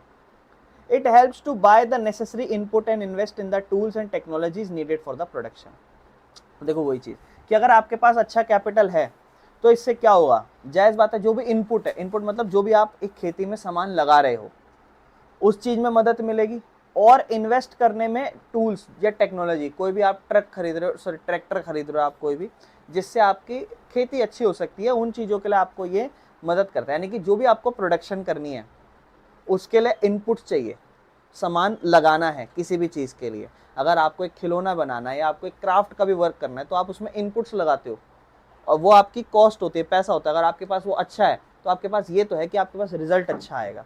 यानी कि आप कोई भी चीज़ बनाना चाहते हो तो उसके लिए पैसा चाहिए, और पैसा अगर अच्छा है तो जायज़ बात है कि चीज़ें तो अच्छी बन सकती है। डिपेंड करता है आपकी क्रिएटिविटी के ऊपर कि क्या आप ढंग से काम कर रहे हो नहीं कर रहे हो। अगर आप काम ढंग से नहीं करोगे तो नहीं होगा, लेकिन हाँ चांसेस क्रिएट हो जाते हैं कि हाँ अच्छा पैसा है मतलब अच्छी खेती हो सकती है। और पालमपुर में कैपिटल एक मेजर फैक्टर है जो इन्फ्लुएंस करता है the kind of farming method used. और देखो वही ना सिंपल, पालमपुर में कैपिटल जो है ना वो एक मेजर फैक्टर है, मतलब बहुत इंपॉर्टेंट फैक्टर है, पैसा बहुत इंपॉर्टेंट मैटर करता है, जो ये बताता है कि फार्मिंग के मेथड आप कौन से इस्तेमाल कर रहे हो। यानी कि आप खेती करने के डिफरेंट मेथड होते हैं, एक होता है ना टेक्नोलॉजीज यूज करना, एक होता है बेसिक पुराने तरीके से चलना जिसमें ज्यादा पैसा नहीं हो तो पुराने तरीके से चलो, पानी के बारिश के ऊपर निर्भर रहो, पुराने टूल्स का यूज करो, नए हैं तो नए ट्रैक्टर लाओ, नए सीड्स लाओ, HYV सीड्स, पैसा ज्यादा है तो अच्छा कैपिटल है तो मतलब अच्छा आपके पास सीन हो सकता है कि आप अच्छा ग्रो कर सको। तो अब वही चीज कि कैपिटल कितने टाइप्स की होती है फार्मिंग में, तो ये देखो क्या हमने ऑलरेडी पहले नहीं पढ़ रखा है, ये सब वही चीज फिक्स कैपिटल और वर्किंग कैपिटल, ये हमने जब पढ़ा था जब हमने 4 फैक्टर ऑफ प्रोडक्शन पढ़े थे, तो उसमें हमने अब हम बात कर रहे हैं। अब देखो ना 4 फैक्टर ऑफ प्रोडक्शन पढ़ना स्टार्ट करा, लैंड हमने पढ़ लिया, लैंड में हमने कितने टाइप के फार्मर्स होते हैं जिनके पास 3-3 4-4 तरीके की लैंड्स होती है वो पढ़ लिया। लेबर पढ़ लिया हमने, लेबर्स कितने टाइप्स के होते हैं, small farmers, large farmers, medium farmers. फिर अब हम पढ़ रहे हैं यहाँ पर कैपिटल, लैंड, लेबर, अब तीसरा पढ़ रहे हैं कैपिटल के बारे में। तो पूंजी में आपकी 2 तरीके की पूंजी होती है, उसको हम डीपली पढ़ रहे हैं। तो कैपिटल की अगर हम बात करें तो कहता है there are 2 main types of capital require in farming. Farming में 2 मेन तरीके की कैपिटल चाहिए होती है, एक फिक्स कैपिटल और एक वर्किंग कैपिटल। आप बता सकते हो फिक्स कैपिटल जो लंबे समय में फायदा देती है, ऐसा इनपुट या ऐसा पैसा लगाना जो आपको लंबे समय तक फायदा दे, और वर्किंग कैपिटल जो आपको छोटे मोटे समय के लिए चीजें चाहिए हो, जो लंबे समय के लिए आप पैसा, फिक्स कैपिटल के लिए पैसा भी लंबा चाहिए, ज्यादा बड़ा चाहिए, क्योंकि जब आप लगाओगे तो लंबे समय के लिए फायदा। अगर मैं एक ट्यूशन पढ़ा रहा हूँ, मान लो एक बिजनेस है, तो इसमें फिक्स कैपिटल क्या हो सकता है, ये लैपटॉप हो सकता है, ये टीवी हो सकता है। लेकिन अगर मैं वर्किंग कैपिटल की बात करूं तो हो सकता है जो मार्कर है या मार्कर की इंक है वो टाइम टू टाइम यूज होती है फिर खत्म हो जाती है। फिक्स कैपिटल वर्किंग कैपिटल में फर्क समझ में आया। मोस्टली फिक्स कैपिटल तो ऐसी होती है जो एक जगह पे फिक्स्ड रहती है, ये भी एक एग्जांपल पढ़ सकते हैं लेकिन जरूरी नहीं होता, ठीक है ना। तो देखो आपको बोलता है ये लॉन्ग टर्म असेट्स है, लंबे समय तक फायदा दे। लॉन्ग टर्म असेट मतलब ऐसी संपत्ति जिसमें आप पैसा लगाओ और वो आपको लंबे समय तक फायदा दे, ठीक है ना। ये देखो बोलता है ना ये कुछ साल तक, सेवरल ईयर्स तक तो ये कंट्रीब्यूट करती हैं प्रोडक्शन में, ठीक है ना। और इसके अंदर आ सकता है आपका लैंड, जमीन। जमीन अगर मैं खरीद लूं और फिर उसमें खेती करूं तो वो जो मेरी लैंड हो जाएगी वो मेरी पूंजी है, कैपिटल है। या फिर टूल्स एंड इक्विपमेंट, ठीक है ना, या प्लग्स या ट्रैक्टर्स, ये सारी चीजें जो हम टूल्स यूज करते हैं, जो बड़े बड़े यंत्र होते हैं, जो सस्ते में नहीं खरीदे जाते, महंगे खरीदे जाते हैं और लंबे समय तक इनकी जिंदगियां होती हैं, ठीक है ना। तीसरा मशीन हो गया, ठीक है ना। और चौथा इरिगेशन इंफ्रास्ट्रक्चर, मतलब जैसे कभी कभी हैंड पंप लगा देते हैं, या फिर आप वो हम ड्रिप सिस्टम देखा था हमने, इरिगेशन सिंचाई करने के लिए खेतों में ड्रिप सिस्टम नहीं लगा देते, या फिर स्प्रिंकलर सिस्टम लगा देते हैं हम पानी की सिंचाई करने के लिए। क्या वो आप 1 साल के लिए इस्तेमाल कर सकते हो? क्या वो उसकी कॉस्ट सस्ती होती होगी क्या? नहीं, महंगी कॉस्ट है, टाइम लगता है बनने में और लंबे समय तक फायदा भी देती है। तो वो सारी चीज़ें जो है हमारी फिक्स कैपिटल है। और वर्किंग कैपिटल की अगर हम बात करें तो ये ऐसा पैसा होता है, शॉर्ट टर्म मनी होता है, जो फार्मर हर सीजन टू सीजन यूज करता है एक पर्टिकुलर टाइम। जैसे मान लो, ध्यान से देखना अगर हम बात करूं वर्किंग कैपिटल की, तो वर्किंग कैपिटल देखो बड़े ध्यान से समझना। क्या हुआ इसके, वर्किंग कैपिटल क्या है, बड़े ध्यान से सुनना मेरी बात। तो ऐसा जो जैसे मान लो फार्मिंग कर रहे हैं, तो फार्मिंग करना है, तो फार्मिंग में क्या होता है, सीजन टू सीजन हर साल जो फार्मर्स है वो जैसे सीड्स खरीदता है, तो जो सीड्स खरीदे, क्या वो 1 साल खरीदेंगे फिर वो 10 साल तक काम आते हैं क्या, या 20 साल तक काम आते हैं क्या? नहीं, वो उसी सीजन काम आएंगे। कोई भी आप मेन्योर खरीदोगे, खाद खरीदोगे, फर्टिलाइजर खरीदोगे, पेस्टिसाइड्स खरीदोगे, कुछ भी, वो सिर्फ उसी साल काम आएगी, ठीक है ना। तो ये ऐसे शॉर्ट टर्म की चीजें होती हैं, शॉर्ट टर्म का मनी जिसमें आप यूज करते हो, हर सीजन लगाते हो पैसा, वो सारा आपका वर्किंग कैपिटल है। अगर मैं अपने बिजनेस की बात करूँ तो मैं अगर मार्कर लेकर आ रहा हूँ तो वो साल भर साल नहीं चलेगा, वो मैक्स टू मैक्स 5 महीने 6 महीने छोटे मोटे टाइम के लिए, या एक मार्कर की इंक, तो वो मेरी कैपिटल तो है, बिजनेस में यूजफुल तो है, लेकिन वो वर्किंग कैपिटल है। समझ में आया, ठीक है ना। इस तरीके से तो ये एक्सपेंस ऐसे हैं जो यूज्ड अप होते हैं during course of production, production करते टाइम इसको यूज करते हैं हम, ठीक है ना।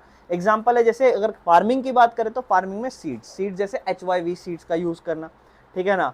फर्टिलाइजर का यूज करना, फर्टिलाइजर आप खरीदोगे तो उसी साल काम आएंगे खेती के लिए, हर साल थोड़ा ना काम आएंगे। वाटर की कॉस्ट, वाटर कॉस्ट मतलब जो पानी आप ले रहे हो कहीं ना कहीं से, तो उसकी कॉस्ट हो जाए, ठीक है ना।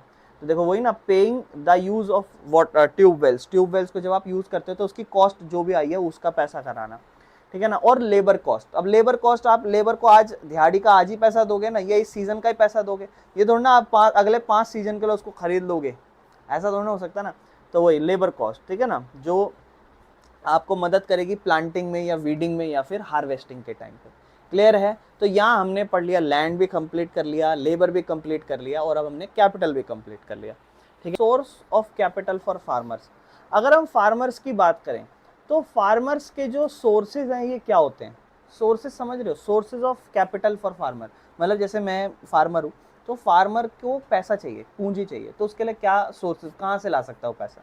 तो एक है पर्सनल सेविंग, खुद का कुछ बचा रखा हो वो ले आएगा, या फिर लोन्स एंड बोरोविंग्स, लोन ले ले कहीं से या उधार ले ले कहीं से, या फिर अब देखो लोन्स कौन कौन देता है उसमें देखो लिखा हुआ है, मनी लेंडर्स। मनी लेंडर जो बड़े बड़े जमींदार हो गए या फिर बड़े बड़े लोग हो गए गांव में, जो जिनके पास पैसा होता है, जो उधार देते हैं। क्या आपको पता है हिंदी में क्या कहते हैं उन्हें गाँव में? सही है। तो ये जो मनी लेंडर्स हैं, ये जब आपको पैसा देंगे ना उधार, तो ये इंटरेस्ट ज़्यादा चार्ज करते हैं। जैसे मान लो मैंने आपको 100 रुपये उधार दिए ज़मींदार ने, और आपको वो कहे मान लो कि मैं इस पर 10% इंटरेस्ट चार्ज करूँगा, तो आपको 100 रुपये पे जब आप एक्स्ट्रा पेमेंट जब वापस करने आओगे तो 100 रुपये पे एक्स्ट्रा 10 रुपये आपको पेमेंट करना पड़ेगा ब्याज। बैंक आपको लेस इंटरेस्ट देते हैं, लेकिन पुराने ज़माने में अभी भी बहुत सारे लोग ना ज़मींदारों के पास ही जाते थे, एक ट्रस्ट हो जाता है कि हाँ जी रामू शामू का लड़का है, मेरी ताई का लड़का है, या ऐसे रिश्तेदारों में कोई निकल जाता है तो उन पे ज़्यादा ट्रस्ट होता है। बैंक सोचते तो बाहर के लोग हैं, पता नहीं क्या डूबा हुआ ना दे, इतने सारे फॉर्म वॉर्म गलत जगह साइन वाइन करा दे, इस तरीके से ट्रस्ट एक होता। लेकिन बैंक फिर धीरे धीरे डेवलप हुआ, बैंक ने बोला कि भाई हमारे से लो लोन। कुछ बैंक्स तो ऐसे हैं जो आपको डायरेक्ट लोन नहीं देते, आप लोन लेते हो और वो आपको सीड्स दे देते हैं खेती करने के लिए, हाथों हाथ ही जो चीज़ें चाहिए वो बैंक के अंदर वो रखी होती है, सोचो हाथों हाथ वो दे देते हैं, ठीक है ना, इस तरीके से। अब देखो ना आ गया ना बैंक और कोऑपरेटिव्स, ठीक है ना। बैंक्स जनरली आपसे क्या करता है, कोलेटरल, कोलेटरल मतलब गिरवी रखवाता है चीजें, कि मैं आपको लोन तो दे दूंगा पर कुछ गिरवी रखवाना पड़ेगा, तो कोलेटरल वो चीज हो जाएगी, है ना। मनी लेंडर्स क्या होता है जनरली, वो कहते हैं कि मैं जमीन ले लूंगा तेरी, इस तरीके से, है ना। मतलब पहले तो आपको दे देंगे लोन, फिर आप नहीं चुकाओगे तो फिर जायज बात है वो पकड़ेंगे आपको, पहले तो गिरवी नहीं रखवाएंगे कोई चीजें, क्योंकि उसको पता है एट लास्ट तो ये मेरा कर्जा जब नहीं देगा तो मैं तो जमीन तो खा ही जाऊंगा इसकी, है ना, इस तरीके से। चलो, रिच फार्मर्स, बड़े बड़े किसानों से ले लिया, या गवर्नमेंट ने कोई स्कीम निकाली जिसमें कम दर पे ब्याज मिल रहा हो, मतलब लो इंटरेस्ट लोन मिल रहा हो, या सब्सिडीज कभी कभी दे देती है कि लो जी छूट मिल रही है, बचत मिल रही है, इस पे कर लो, है ना, इस तरीके से। क्लियर है। अच्छा, कैपिटल की इंपॉर्टेंस क्या है फार्मिंग में, बहुत इंपॉर्टेंट है। अगर आपके पास अच्छा कैपिटल है तो अच्छा रिजल्ट आ सकता है आपके पास। तो वही कि अगर आपके पास कैपिटल अच्छा है फार्मिंग करते टाइम, तो आप अच्छा इन्वेस्ट कर सकते हो टेक्नोलॉजी में। अगर आपके पास पैसा होगा तो आप कौन से सीड्स लोगे, HYV सीड्स लोगे, ट्रैक्टर का यूज करोगे, बढ़िया बढ़िया तरीका अपनाओगे खेती बाड़ी करने का। तो किसी भी चीज के लिए अगर आपके पास पैसा है तो आप उसको अच्छे से इन्वेस्ट करोगे, अच्छे से टेक्नोलॉजीज का यूज करोगे उस चीज का बेटर रिजल्ट लाने के लिए। तीसरा देखो, दूसरा हाई यील्ड वेराइटी क्रॉप्स आप यूज करोगे, अगर इरिगेशन और वाटर मैनेजमेंट अच्छा होगा, और प्रोडक्टिविटी जो भी आपका रिजल्ट आ रहा है वो बेहतर आएगा। तो ये एक इंपॉर्टेंस होता है। अब कभी कभी क्या होता है, जो फार्म प्रोडक्ट्स होते हैं हमारे, उस पे सेल जब हम करते हैं तो सरप्लस का सेल पूछा हुआ है, sale of surplus farm product. जैसे मान लो मैंने खेती करी, खेती करके 100 किलो गेहूं की खेती हुई, मान लो मुझे तो सिर्फ 80 किलो गेहूं चाहिए, तो बचे हुए 20 किलो को मैं क्या करूंगा, मार्केट में जाके बेच दूंगा। तो उसकी बात हो रही है sale of surplus farm product. तो देखो, फार्मिंग में सरप्लस फार्म प्रोडक्ट मतलब एक्स्ट्रा जो आप प्रोड्यूस करते हो। हर फार्मर जो है जब वो अपनी जरूरत को पूरा कर लेता है तो वो सरप्लस को वो मार्केट में जाके बेचता है ताकि थोड़ा बहुत पैसा आ जाए। तो which can be used to buy necessities और री इन्वेस्ट इन फार्मिंग एक्टिविटीज। तो देखो क्या हो सकता है कि जो भी एक्स्ट्रा पैसा जब आपके पास आएगा तो उससे हो सकता है या तो आप कहीं और इन्वेस्ट कर दो उस पैसे को, या फिर दोबारे से जब खेती करोगे तो उसमें अपना इस बार अपना खुद का पूंजी लगा दो, ज्यादा लोन मत लो बाहर से। ये एक चीज हो सकती है ना। और बोलता है पालमपुर में अगर हम बात करें sale of surplus farm product की, तो एक इंपॉर्टेंट इकोनॉमिक एक्टिविटी है जो मदद करती है फार्मर्स की इनकम कमाने में। तो वही, अगर एक खेतों में आपके सरप्लस निकल रहे हैं, एक्स्ट्रा प्रॉफिट निकल रहा है, तो ये बड़ी अच्छी चीज है आपके लिए, ताकि आप क्या कर सकोगे, इनकम कमा सकोगे। यानी किसान अच्छी स्टेट में अच्छा पैसा कमा रहा है वो, ठीक है ना। तो अब हम पढ़ते हैं कि कैसे sale of surplus farm product work करता है पालमपुर में। जो भी हमारा एक्स्ट्रा बेनिफिट माल निकल कर आता है उसको कैसे वर्क होता है पालमपुर में।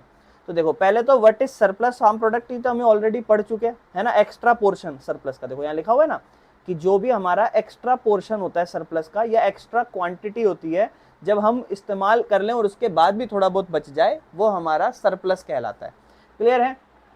आपको बोला प्राइमरी सोर्स, अब देखो वो बोले ना सरप्लस कैसे निकलता है, तो सिंपल सी चीज है, सबसे ज्यादा प्राथमिक सोर्स जो है ना एक किसान का वो यही है, सरप्लस हो जाए। इंसान तो पहले तो देखो यही सोचता है वो कि एक किसान है, एक किसान अच्छा कमा रहा होगा तो कैसे ही कमा रहा होगा। तो इसका सिंपल सा रीजन है, जो भी वो खेती कर रहा है उससे अपने घर पे पेट पूजा हो पा रही है, और उसके साथ साथ उसके पास कुछ एक्स्ट्रा माल बच गया, तो ये उसका सबसे पहला सोर्स है कमाने का। अगर जब वो अच्छा खासा पैसा कमाने लगेगा, तो मान लो मैं धीरे धीरे, जैसे मान लो मैं किसान था, 100 किलो का बनाया, 80 किलो का प्रोडक्शन घर में इस्तेमाल कर लिया, 20 बच गया, 20 मार्केट में जाके बेच दिया, पैसा आ गया।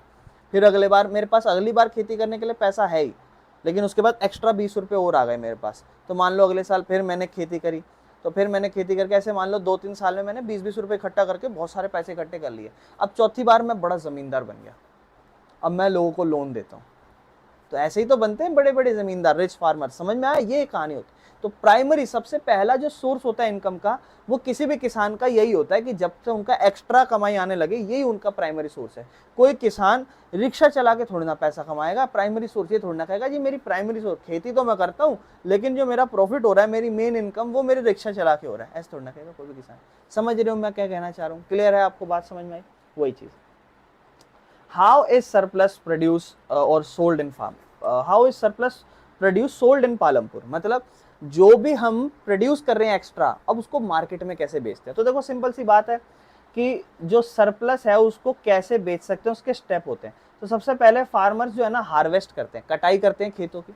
उसके बाद उसको मार्केट में ले जाके ट्रांसपोर्ट कर देते हैं। अब जायज़ बात है, यहाँ खेतों में बगल खड़े खड़े होके पोस्टर थोड़ी ना लगाएगा कि मेरे ज़्यादा हुआ है और मैं इसको बेचना चाहता हूँ, आके खरीद लेना, मेरा बगल में मकान है, देखो इस गली से पीछे जाओगे यहाँ मेरा मकान। मार्केट जाएगा, एक मार्केट में बिक रहा होगा। तो मार्केट में गया, अपने आसपास कोई भी लोकल मार्केट है या अपने टाउन्स या अपने विलेज के पास, या तो अब देखो कैसे कैसे कर सकता है, ट्रैक्टर पे अपना सामान ले जा सकता है, बुलॉक कार्ट पे ले जा सकता है, रिक्शा पे, छोटी मोटी गाड़ी पे अपना सामान सारा ले जाएगा जो भी एक्स्ट्रा है, और फिर मार्केट में क्या करेगा, बेचेगा। तो देखो जो भी उसका सरप्लस हुआ है, एक्स्ट्रा हुआ है, उसको वो लोकल मार्केट में या किसी बिचौलिए को बल्क में बेच देगा, गुच्छे में बहुत सारा सामान बेच देगा।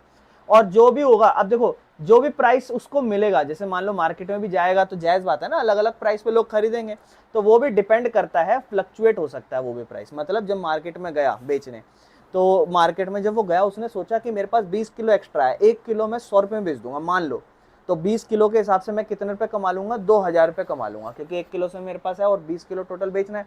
तो उसने सोचा मैं 2000 रुपये कमा लूंगा। मार्केट में गया, पता चला 50 रुपये रेट है।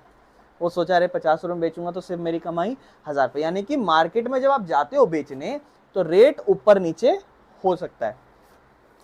डिमांड एंड सप्लाई की बात करते हैं। मान लो अगर कभी कभी शॉर्टेज हो गई क्रॉप की तो प्राइस ऊपर जाता है, और उस सिचुएशन में अगर मान लो कभी कभी ज्यादा हुआ तो प्राइस ड्रॉप कर सकता है। यानी कि प्राइस ज्यादा कब होता है, कम कब होता है, बड़ा सिंपल सा केस है। मार्केट में सभी बेचने आ गए एक्स्ट्रा माल, तो आप बताओ बेचने वाले ज्यादा है, खरीदने वाले ज्यादा है, बेचने वाले, यानी कि सप्लाई ज्यादा है और डिमांड कम है। तो जब सप्लाई ज्यादा होगी, यानी कि मार्केट में बेचने वाले ज्यादा ही हैं, तो उस चीज की मार्केट में डिमांड थोड़ी कम हो जाएगी। क्यों?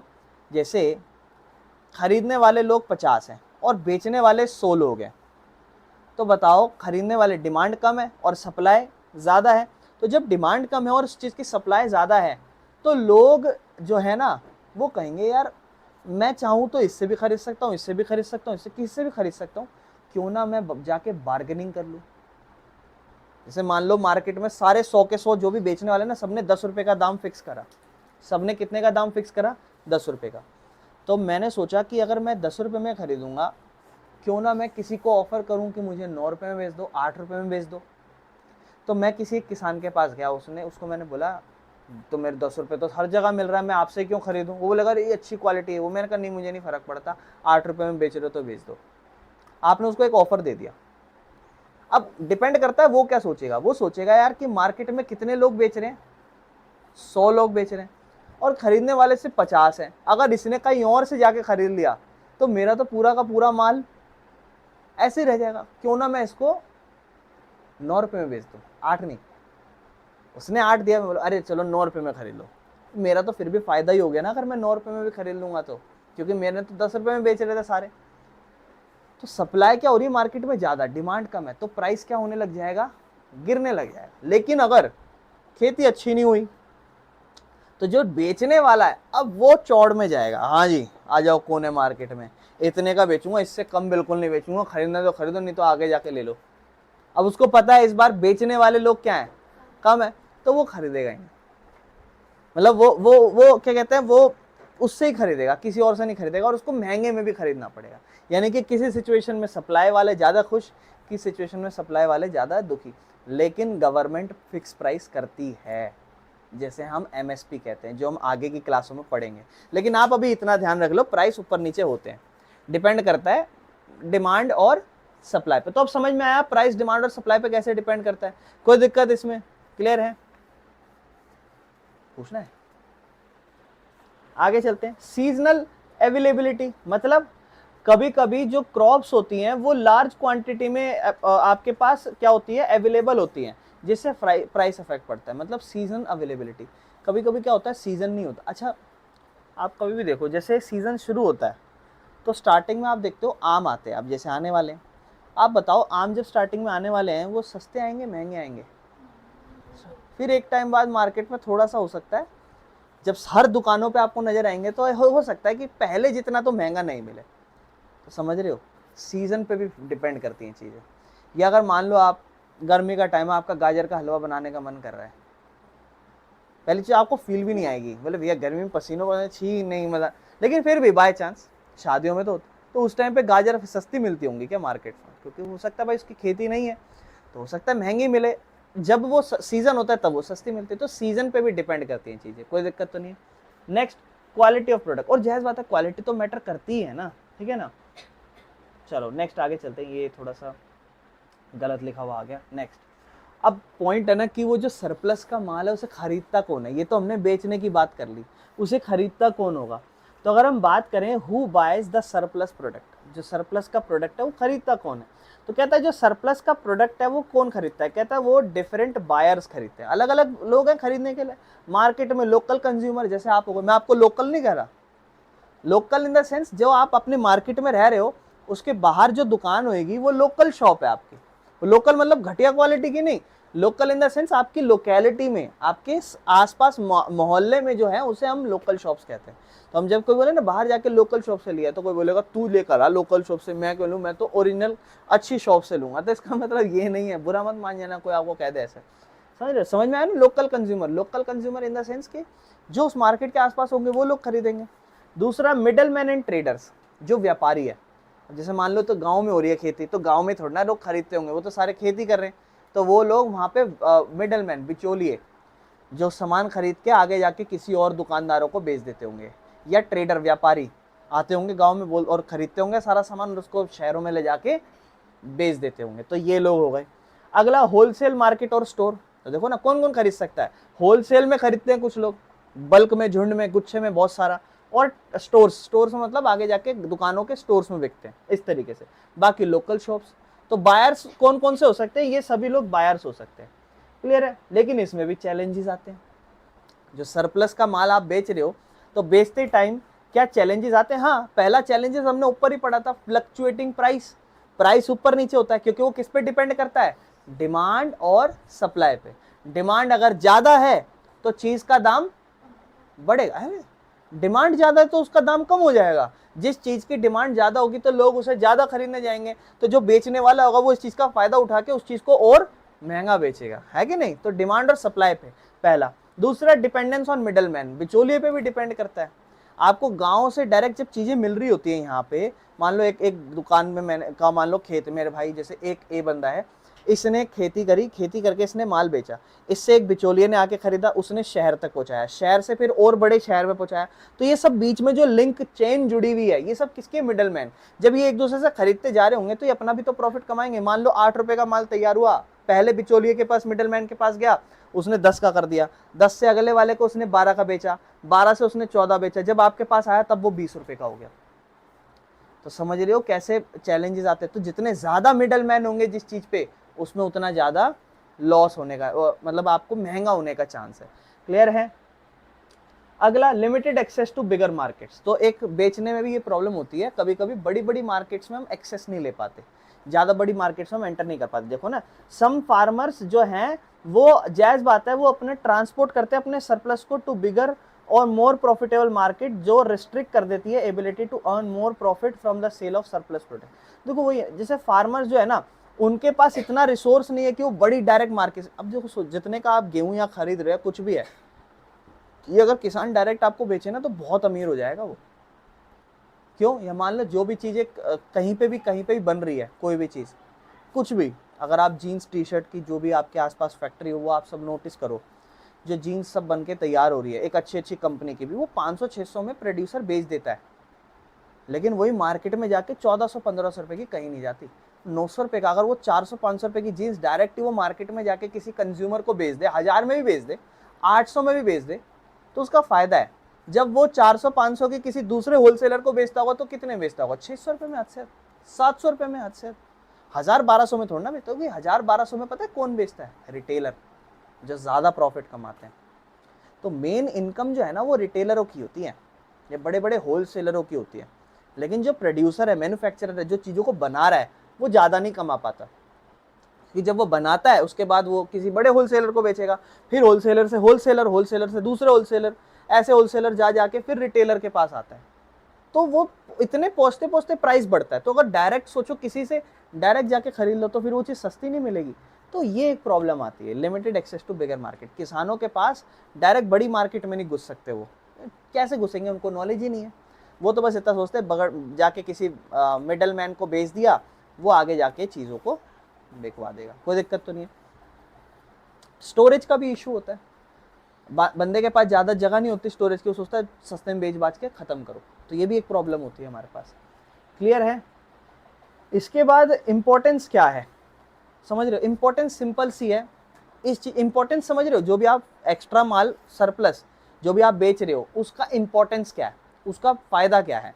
तो ये फायदा सिंपल सा है, दो फायदे लिखे हुए हैं यहाँ पे, दो तीन फायदे। एक तो फार्मर्स की इनकम होती है, फार्मर को फायदा होता है, इनकम आती है फार्मरों के पास। दूसरा, इकोनॉमी हमारी ग्रो करती है, हमारा देश, मेरा देश बदल रहा है, आगे बढ़ रहा। गाना नहीं सुना आपने, है ना, वो चलता है। जनरल सी बात है, अगर एक देश में ज्यादा प्रोडक्शन होगी, ज्यादा चीजों को प्रोड्यूस करोगे, ज्यादा इनकम आएगी, तो इकोनॉमी आपकी ग्रो करेगी, आपका देश ग्रो करेगा, ठीक है ना। तीसरा, फार्मर्स फिर से क्या कर सकता है, री इन्वेस्टिंग। क्या उसे लोन लेना पड़ेगा? नहीं, जो भी इनकम हुई है उसके एक्स्ट्रा वो सब वो उसी के अंदर लगा देगा, ठीक है ना। तो ये सारी चीजें हो जाती है। क्लियर है? इसके अब हमने स्टार्टिंग में इंट्रो में पढ़ा था इस चैप्टर में कि पालमपुर में नॉन फार्मिंग एक्टिविटीज भी होती हैं, तो उसके अंदर क्या क्या होता है। तो सबसे पहला देखो, आपको लिखा हुआ है डेयरी फार्मिंग, ठीक है ना, एक सेकेंड, हाँ जी, सबसे पहला लिखा है डेयरी फार्मिंग। डेयरी फार्मिंग मतलब वही दूध, है ना, दूध दही, दूध वाला एक्टिविटीज सारी। तो dairy is a major non farming. अगर जैसे मान लो नॉन फार्मिंग हो रही है, तो उसमें सबसे बड़ा जो नॉन फार्मिंग एक्टिविटी है वो डेयरी फार्मिंग है, ठीक है ना। और ज़्यादातर किसान इसके अंदर भैंस और गाय के दूध की प्रोडक्शन करते हैं, ठीक है ना। The milk is sold in near by towns, उसके बाद इसको पड़ोस के गांव में बेच दिया जाता है। डेयरी फार्मिंग जो है ना वो एम्प्लॉयमेंट प्रोवाइड करता है, ना कि सिर्फ फार्मर को, बल्कि ऐसे लेबर्स को भी जो जानवरों को फीड करते हैं, उनका क्लीन करते हैं, उनका जो भी शेड्स होता है, या फिर milking the cows and buffaloes, ठीक है ना। यानी कि कहने का मतलब है सिर्फ किसान लोग ही जरूरी नहीं है कि ये काम करें, उसके अलावा और भी लोग ये काम कर सकते हैं, लेबर्स भी वो काम कर सकती है। मिल्क और मिल्क के प्रोडक्ट, अब देखो मिल्क डेयरी फार्मिंग हो रही है तो उससे मिल्क के प्रोडक्ट बनेंगे, जैसे कि मक्खन, दही, घी, और इसको फिर लोकल मार्केट में बेच दिया जाता है, कभी कभी तो बड़े बड़े शहरों में भी। जैसे देसी घी की बड़ी डिमांड होती है, आपके आसपास गांव में, आप कहीं गाँव में जाओ तो आप देसी घी लेकर आते होगे बना बनाया, या फिर आपसे कोई देखोगे, आप किसी से मांगते होगे कि यार आपके गांव में कोई ताज़ा ताज़ा घी हो तो दिलवा दो, इस तरीके से चीज़ें होती, बिकॉज उनकी डिमांड होती है। और उसके अलावा कुछ स्मॉल मैन्युफैक्चरिंग, जैसे घरों में छोटी मोटी फैक्ट्री नहीं खोल लेते, उस टाइप से कुछ मैन्युफैक्चरिंग भी है। कहता है इसके अलावा कुछ और स्मॉल स्केल इंडस्ट्रीज भी हैं जो पालमपुर में ऑपरेट करती हैं, जैसे पॉटरी हो गई। पॉटरी मतलब कुछ विलेजर्स जो होते हैं वो पॉटरी डेली यूज पे यूज करते हैं, जैसे कि पॉट्स बनाना, कप बनाना, डिशेज एंड डिशेज बनाना। मतलब जनरली कुछ भी नहीं है। पॉटरी क्या होती है, अरे जैसे हम वो कहते हैं कुम्हार, कुम्हार कहते हैं इसको हिंदी में, जो मटके का काम करते हैं उन्हें तो कहते हैं। तो वो चीज़, बर्तन बनाना, समझ रहे हो? हाँ जी। उसके बाद वीविंग, मतलब कुछ स्मॉल स्केल मैन्युफैक्चरिंग में ये भी आ जाता है, जैसे कि कपड़े बुनना, है ना। वो अपनी अपनी फैक्ट्रियों में देखो, अपने छोटे घरों में या तो कलाकारी करके या फिर लूम्स पे जो इस्तेमाल करते हैं हम, उससे कपड़े को बुनते हैं, एक ये तरीका हो गया। उसके बाद जैगरी, जैगरी कुछ नहीं होता, शुगर केन से आप पॉपुलर स्वीट्स जो बनाते हो इंडियन हाउस होल्ड में, उसको हम यूज़ करते हैं, जैगरी एक हो गया। या फिर पालमपुर में छोटी सी फैक्ट्री या कोटाज इंडस्ट्री भी है जो जैगरी को बनाती है और फिर पड़ोस के किसी गांव में जाकर बेच देती है, मार्केट्स में जाके बेचते हैं जनरली। कॉटेज इंडस्ट्री की अगर हम बात करें तो there may be also some other scale industry like making baskets, furnitures and tool. कुछ ऐसे भी यहाँ पे टूल्स बनाए जाते हैं, फर्नीचर्स बनाए जाते हैं, टोकरियाँ बनाई जाती हैं। बोलता है ये इंडस्ट्री जनरली रन करती हैं स्मॉल बिजनेस ओनर्स के द्वारा, मतलब छोटे छोटे ओनर इनको चलाते हैं। और इम्पोर्टेंट है ये गुड्स प्रोवाइड करते हैं, सामान, और साइड बाय साइड जॉब भी प्रोवाइड कर देते हैं, क्योंकि मान लो थोड़ी बड़ी फैक्ट्री अगर खोल ली तो इंडस्ट्री खुल जाएगी उससे, इस तरीके से। इसके अलावा ट्रांसपोर्ट सर्विसेज में काम किया जाता है, मतलब ट्रांसपोर्ट बहुत ही इंपॉर्टेंट रोल प्ले करता है पालमपुर की इकोनॉमी में, क्योंकि देखो आपको पता है ट्रांसपोर्ट होना बहुत इंपॉर्टेंट है एक कंट्री के लिए भी, या फिर सिटी हो या विलेज हो, कुछ भी। विलेज जो है ना वो अच्छा खासा डेवलप सिस्टम है, एक जगह से दूसरी जगह अच्छे से सामान पहुंच जाता है वहाँ पे, ठीक है ना। रिक्शा या बुलोक कार्ट या ट्रक जो होते हैं वो ट्रांसपोर्ट करने के लिए इस्तेमाल किए जाते हैं। स्पेशली जो भी सामान सरप्लस में बनाया जाता है उसको आपने देखा होगा, सरप्लस को फिर शहरों में जाके बेचते हैं, मार्केट में जाके बेचते हैं। तो जब उन्हें मार्केट में जाके बेचा जाता है उसी को हम किसके थ्रू ले जाते हैं, रिक्शा या बुलक कार्ट के द्वारा या ट्रक के द्वारा, ठीक है ना। उसके बाद बहुत सारे विलेजर्स जो है ना वो ड्राइवर के तौर पर भी काम करते हैं, रिक्शा चलाते हैं, ट्रैक्टर चलाते हैं या ट्रक भी चलाते हैं, जो दूध दही इन सब चीज़ों को आगे से इधर उधर ट्रांसपोर्ट करते हैं, ठीक है ना। ये इससे क्या होता है, एम्प्लॉयमेंट मिल जाती है बहुत सारे लोगों को, और स्पेशली उनको जो लैंडलेस लेबर है। मान लो जिसके पास खेती ना हो, देखो हर इंसान गांव में रह रहा होगा, उसको खेती तो आती होगी, लेकिन मान लो हो सकता है उसके पास ज़मीन ना हो, तो वो कोई ऐसा काम ढूंढेगा ना जिससे उसको खेती ना करे, जैसे ट्रांसपोर्ट का काम सीख लेगा, इससे क्या पैसा कमा सकता है वो। खुद के खेत तो है नहीं, दूसरे के खेतों में जाके ज़्यादा अच्छी दिहाड़ी नहीं मिलती, इससे बढ़िया ड्राइविंग या कुछ और काम कर लेगा, हो सकता है ज़्यादा पैसा मिल जाए इस तरीके से, और इससे एम्प्लॉयमेंट मिल जाती है, ठीक है ना। उसके बाद और क्या कर सकते हैं, ट्रेड कर सकते हैं, शॉपकीपिंग कर सकते हैं, मतलब व्यापार करना, खरीदना माल बेचना, खरीदना माल बेचना, या फिर शॉप दुकान रखना, ठीक है ना।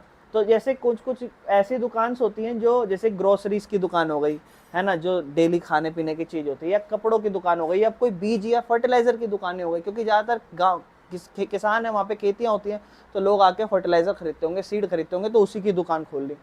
शॉपकीपर ये लोकल फार्मर से खरीदते हैं सामान और ट्रेडर को फिर बेच देते हैं गाँव में। तो देखो हो क्या रहा है, शॉपकीपर जो है दुकानदार, वो किसानों से सामान खरीदते हैं या ट्रेडर से खरीदते हैं और उसको गांव में लोगों को बेचते हैं। जैसे मान लो किसी किसान से गेहूं खरीदे और उस गेहूं को एक दुकान में जाके रख दिया और फिर बेचने शुरू कर दिए, इस तरीके से। गेहूं मतलब आटा मान लो, इस तरीके से। लोकल ट्रेडर भी एक इंटरमीडियरीज का काम करते हैं। इंटरमीडियरीज मतलब बिचौलिए, इंटरमीडियरीज मतलब बिचौलिए। बिचौलिए मतलब जैसे मान लो ये इंसान बना रहा है और ये इंसान को चाहिए, तो ये डायरेक्ट इसको नहीं बेचेगा, मतलब डायरेक्ट बेच कह सकता है, ये गांव में बेचारा कहाँ दूर दूर है, कहाँ कहाँ, आपको मान लो आपको कोई चीनी चाहिए हो, तो आप क्या क्या कहते हैं, इंडस्ट्रियों में फैक्ट्रियों में जाओगे कि अंकल आप चीनी बनाते हो ना, थोड़ी सी चीनी दे देना, चाय बनानी है, 2 दिन पहले घर से निकला था, अब जाके आपके पास पहुंचा हूं, घर जाके 2 दिन बाद जाके चाय बनानी शुरू करूंगा, ऐसा करोगे क्या? नहीं ना। तो कहने का मतलब समझ रहे हो, उसके बीच में इंटरमीडियरीज, मिडल मैन, बिचौलिया, जो यहाँ से यहाँ सामान ट्रांसपोर्ट होने में मदद करता है, वो होने जरूरी है। तो लोकल ट्रेडर, जो ट्रेडर होते हैं ना, वो इंटरमीडियरीज मतलब बिचौलिए का काम करते हैं। जैसे मान लो यहाँ हमारा सामान है, यहाँ पहुँचना है, तो वो किसके थ्रू पहुँचता है, इन ट्रेडर्स के थ्रू तो पहुँचता है। ये क्या करते हैं, खरीदते हैं, बेच देते हैं, इस तरीके से। जो सरप्लस प्रोड्यूस को खरीदते हैं फार्मर से और फिर उसको मार्केट या टाउन में बेच देते हैं, जो मैंने आपको बताया वही। तो बोलता है इनमें से many of the landless labours and small scale entrepreneurs works in shop. ज़्यादातर लेबर होते हैं या फिर कोई छोटी दुकान जिन्होंने चलाई है, वही इस दुकानों में काम करते हैं, और वो ऐसी ऐसी चीज़ें, गुड्स प्रोवाइड करते हैं। जैसे आप लोग गांव में रहते हैं, तो क्या आप लोगों के गांव में छोटी मोटी दुकानें नहीं होती हैं? वही दुकानों की बात हो रही है और कुछ नहीं। आप दुकानों में मान लो आपको कोई भुजिया खानी हो, भुजिया समझते हो, सब्जी वाली भुजिया नहीं बोल रहा, आलू भुजिया, हल्दीराम की, बिकानों की भुजिया, ये सब। या अब तो देखो गाँव में भी एक बढ़िया बढ़िया दुकानें लगी रहती हैं, तो वही सारी चीज़। चॉकलेट मिलती है क्या आपके गांव में? है चॉकलेट मिलती है? तो खरीद के खा ले करो, है ना। चलो आगे चलते हैं। तो सर्विस एंड क्राफ्ट की बात करते हैं। उसके अलावा कुछ ऐसे भी लोग होते हैं जो सर्विस करते हैं। सर्विस मतलब किसी दूसरे के लिए काम करना। जैसे मान लो मैं जो भी आपको पढ़ा रहा हूँ ना, इसमें मैं आपको जो प्रोवाइड कराता हूँ वो सर्विस प्रोवाइड कराता हूँ। आप कोई ऑफिस में किसी इंसान को देखोगे, वहाँ जाके ऑफिस में काम करता है, तो वो ऑफिस में कोई सर्विस प्रोवाइड कर रहा है, समझ रहे हो। वो कोई, अब जैसे मान लो एक किसान है, किसान सर्विस नहीं बनाता, किसान गुड्स बनाता है जो दिखाई देता है आपको, लेकिन सर्विस जो मैं आपको दे रहा हूँ, क्या आपको दिखाई दे रही है, महसूस हो रही है कि हाँ समझ में आ रहा है भैया, तो दिस इज सर्विस।